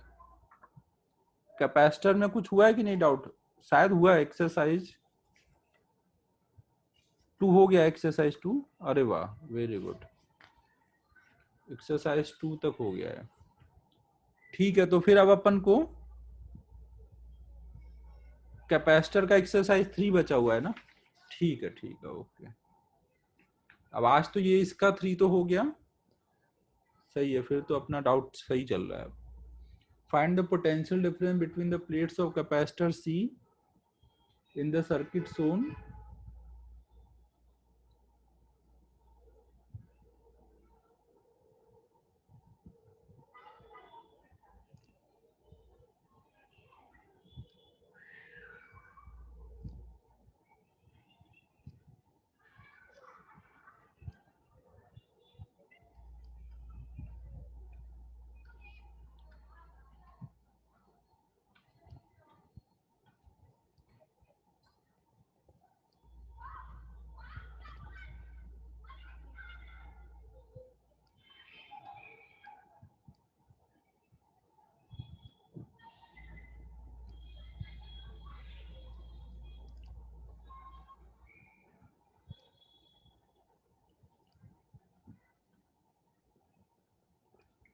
देखो, इसमें आपको बोला गया कि ए और बी कैपेसिटर के क्रॉस का पोटेंशियल डिफरेंस निकालना है हमें ना।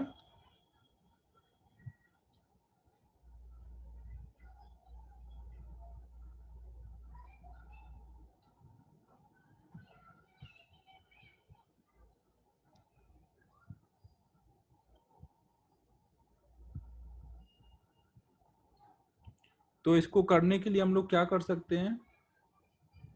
एक मिनट, मेरे को टाइम दो ना, थोड़ा अच्छा सा तरीका कोई सोचता हूँ, फिर करते हैं।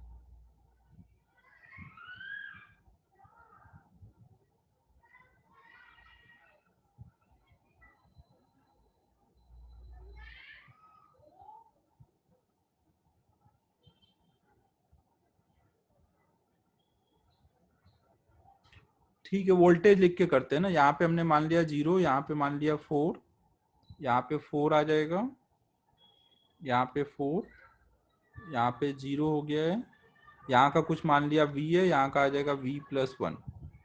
अब देखो यहाँ पे करंट क्या हो रही होगी, जो भी करंट आएगी एक तो इधर से आएगी और एक इधर से आकर के ऐसे जाएगी ना। यहाँ समझो ना, स्टेडी स्टेट में इधर कोई करंट नहीं जाएगी, तो जो इधर से करंट आ रही है वो भी इधर से जा रही होगी।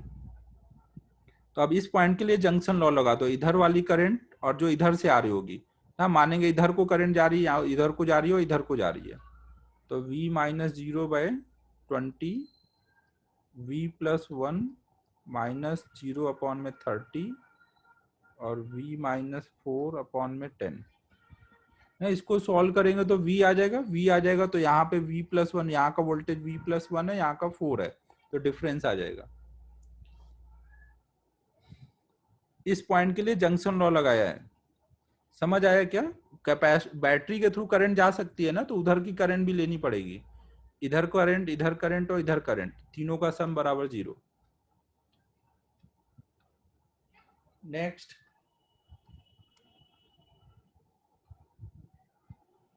(73)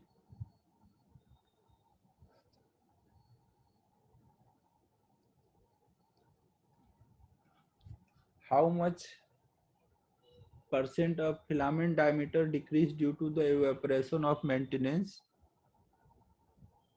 if the maintenance of the previous temperature required an increase of voltage 1%.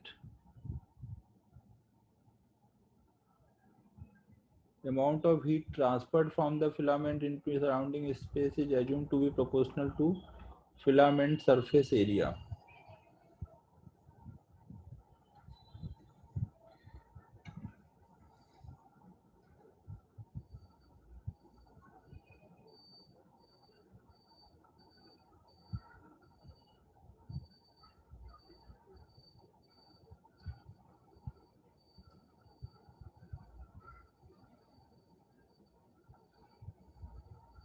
देखो इसमें ये बोला जा रहा है,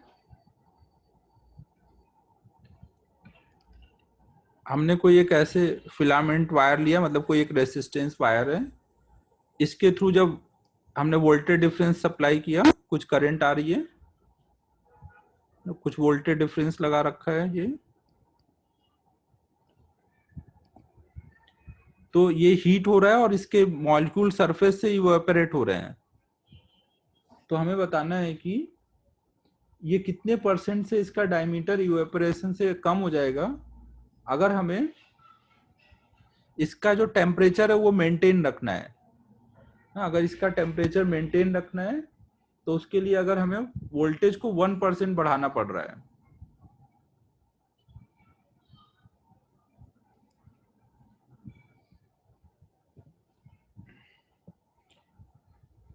अब देखो यहाँ पे अगर कोई टाइम पे मान लो इसका टेम्परेचर T है और इसका रेडियस कुछ R है, तो इसका सरफेस से कितना हीट इससे रेडिएट हो रहा होगा, dq/dt, जो पर सेकेंड हीट रेडिएट हो रहा होगा वो किसके प्रोपोर्शनल होता है, सिग्मा एप्सिलॉन ए कितना बोला गया, 2πr into L into T⁴, ऐसा कुछ आ रहा होगा ना।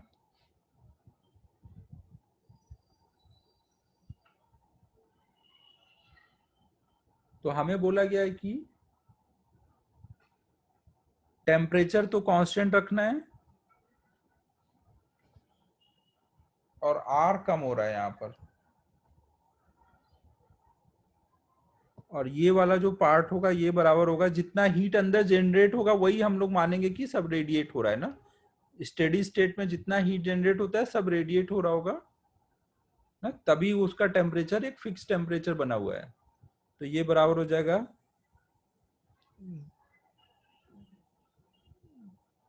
V²/R। R कितना लिखेंगे, ρL/A, मतलब हो जाएगा ऊपर आ जाएगा πr²। तो L को इधर ले आएंगे,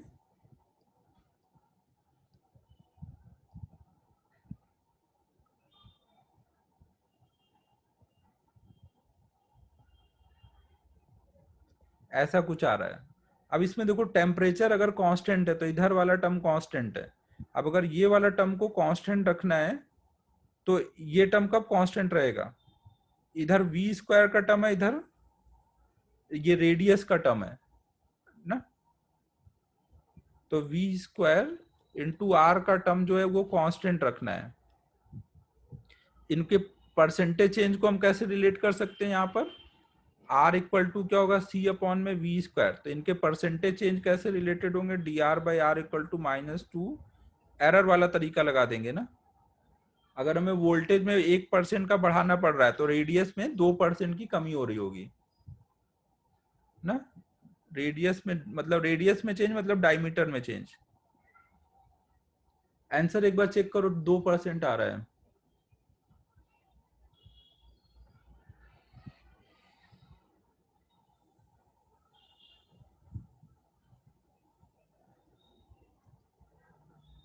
समझ आया सबको क्या क्या किया है?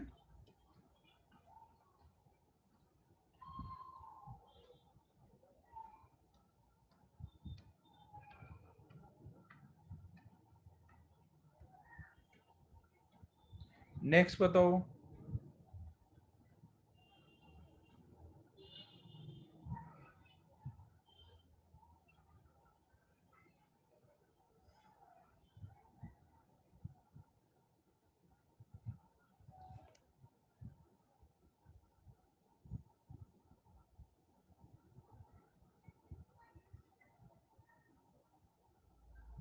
अब नहीं है क्या?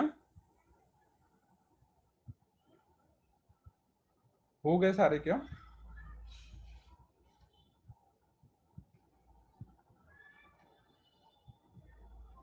79 देख लेते हैं।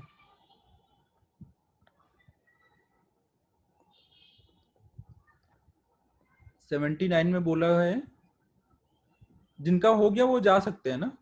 N ammeter and voltmeter are connected in series to a battery of EMF 6 volt ना। हमने एक एमीटर लिया और एक वोल्ट मीटर लिया और उनको एक बैटरी के साथ कनेक्ट कर दिया।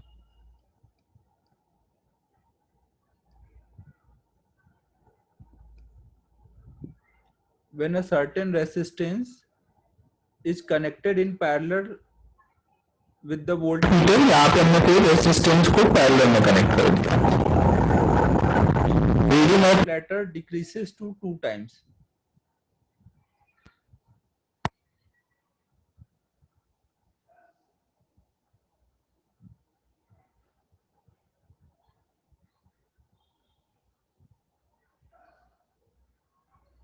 तो अब हमें बोला गया where as the reading of the emitter increases to the same number of times.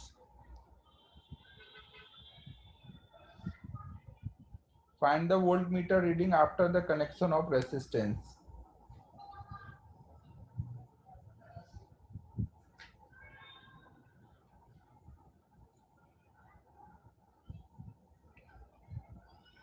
देखो हम लोग यहाँ पे मान लेते हैं इसका रेसिस्टेंस कुछ R1 है, इसका R2 है, इसका कुछ R है।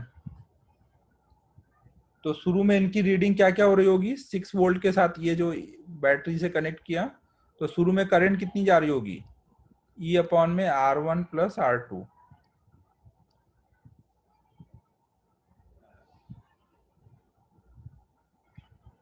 तो एमीटर की रीडिंग कितनी आ रही होगी? I into R1। एमीटर की रीडिंग मतलब उसमें करंट, तो वो तो करंट तो हमने निकाल ही रखा है ना। शुरू में एमीटर की यही रीडिंग होगी। और वोल्ट मीटर की रीडिंग कितनी हो रही होगी ना? वोल्ट मीटर की रीडिंग होगी I इंटू आर।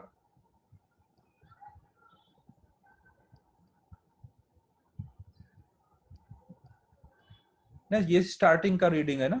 बाद में आपने जब कैपिटल आर और कनेक्ट कर दिया तो अब टोटल रेसिस्टेंस कितना हो जाएगा? R1 plus R2 R over R1 plus R2 R plus R। तो नई करंट कितनी आएगी?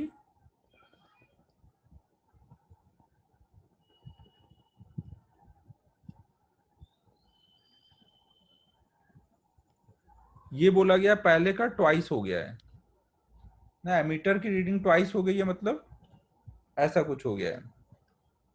2 मिनट मुझे सोच लेने दो, मुझे लग रहा है बेकार का काम कर रहा हूँ क्या। 1 मिनट सोच लेने दो।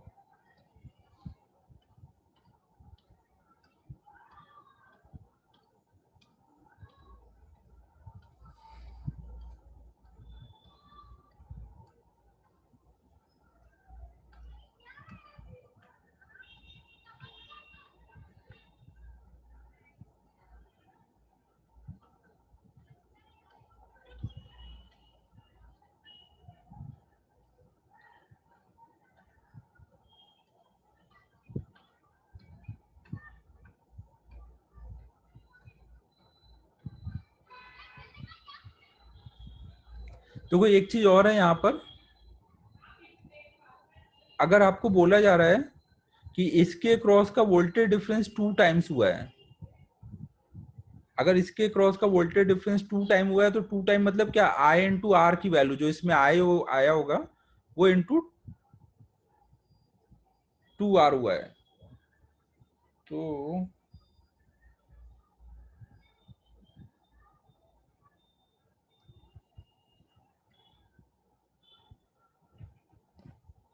अब इसको हम इन लोग इधर लेके आते हैं,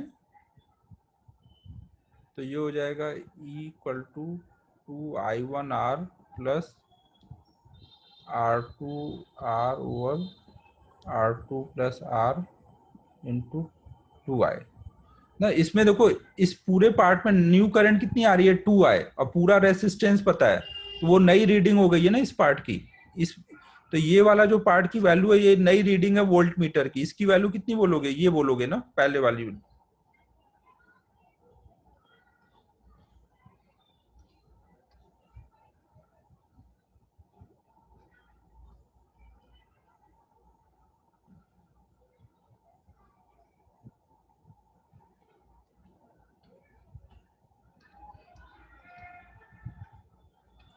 और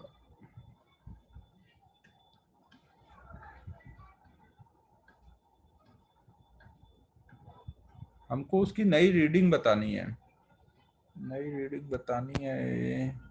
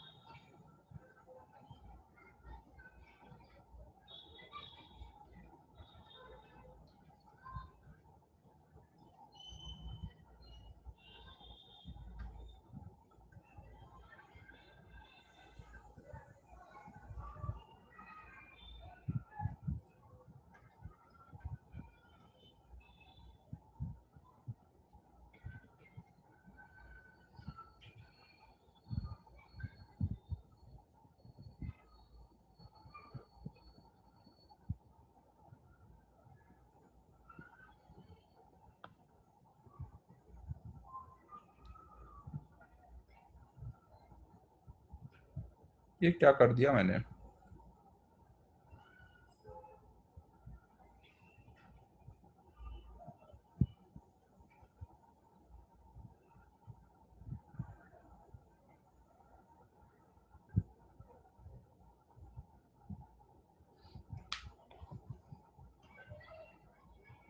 एक मिनट रुको यार, मेरे को और सोचने दो यार इसमें।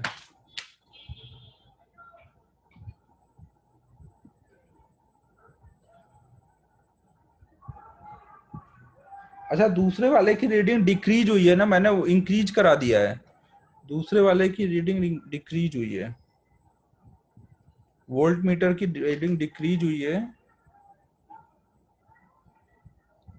तो नया करंट निकाला वो डबल हो गया, और वोल्ट मीटर रीडिंग जो आएगी वो पहले की आधी आई है।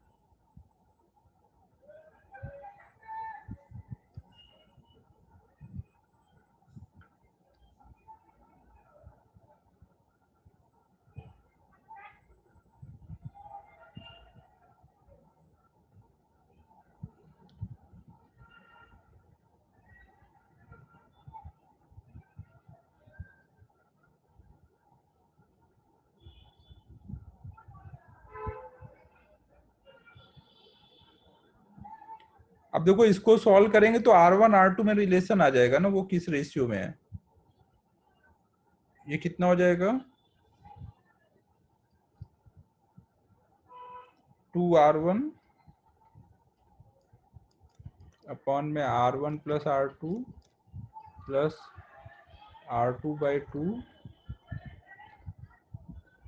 नहीं, इसको R1 R2 को उस साइड ले जाते हैं नीचे से कॉमन करके, तो यहाँ आ जाएगा 2R1 प्लस R2/2।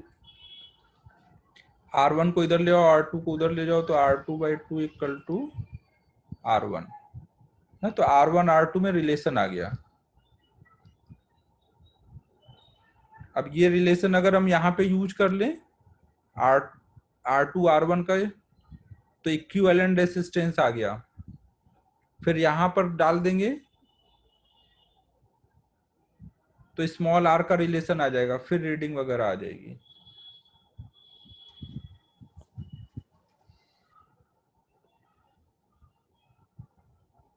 सुजल है क्या तू? हेलो,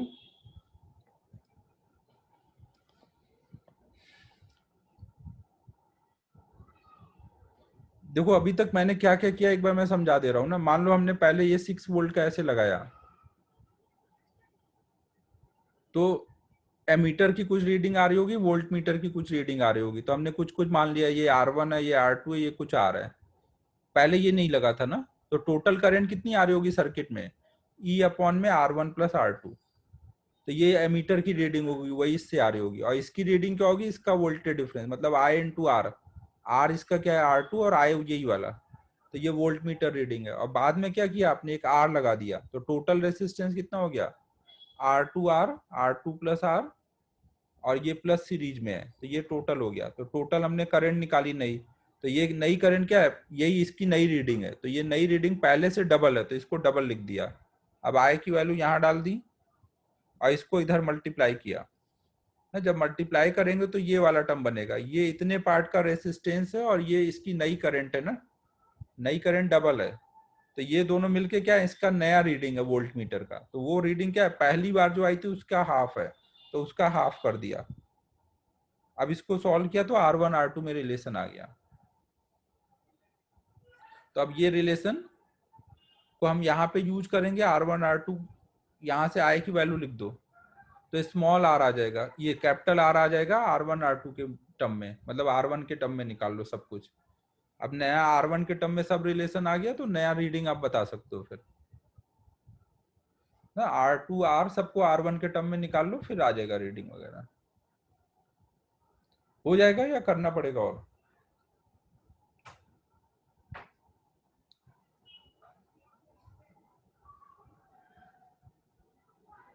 ठीक है, फिर हो गया अब सारा।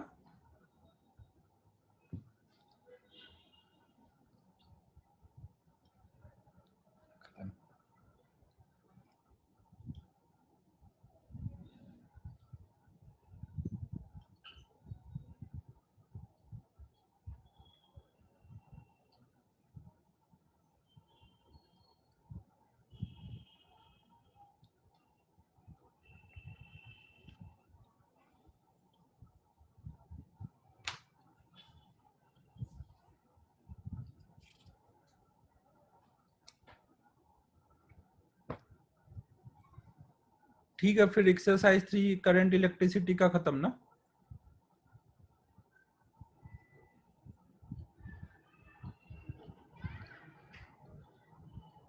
हाँ देख लूंगा, अभी देख लूंगा।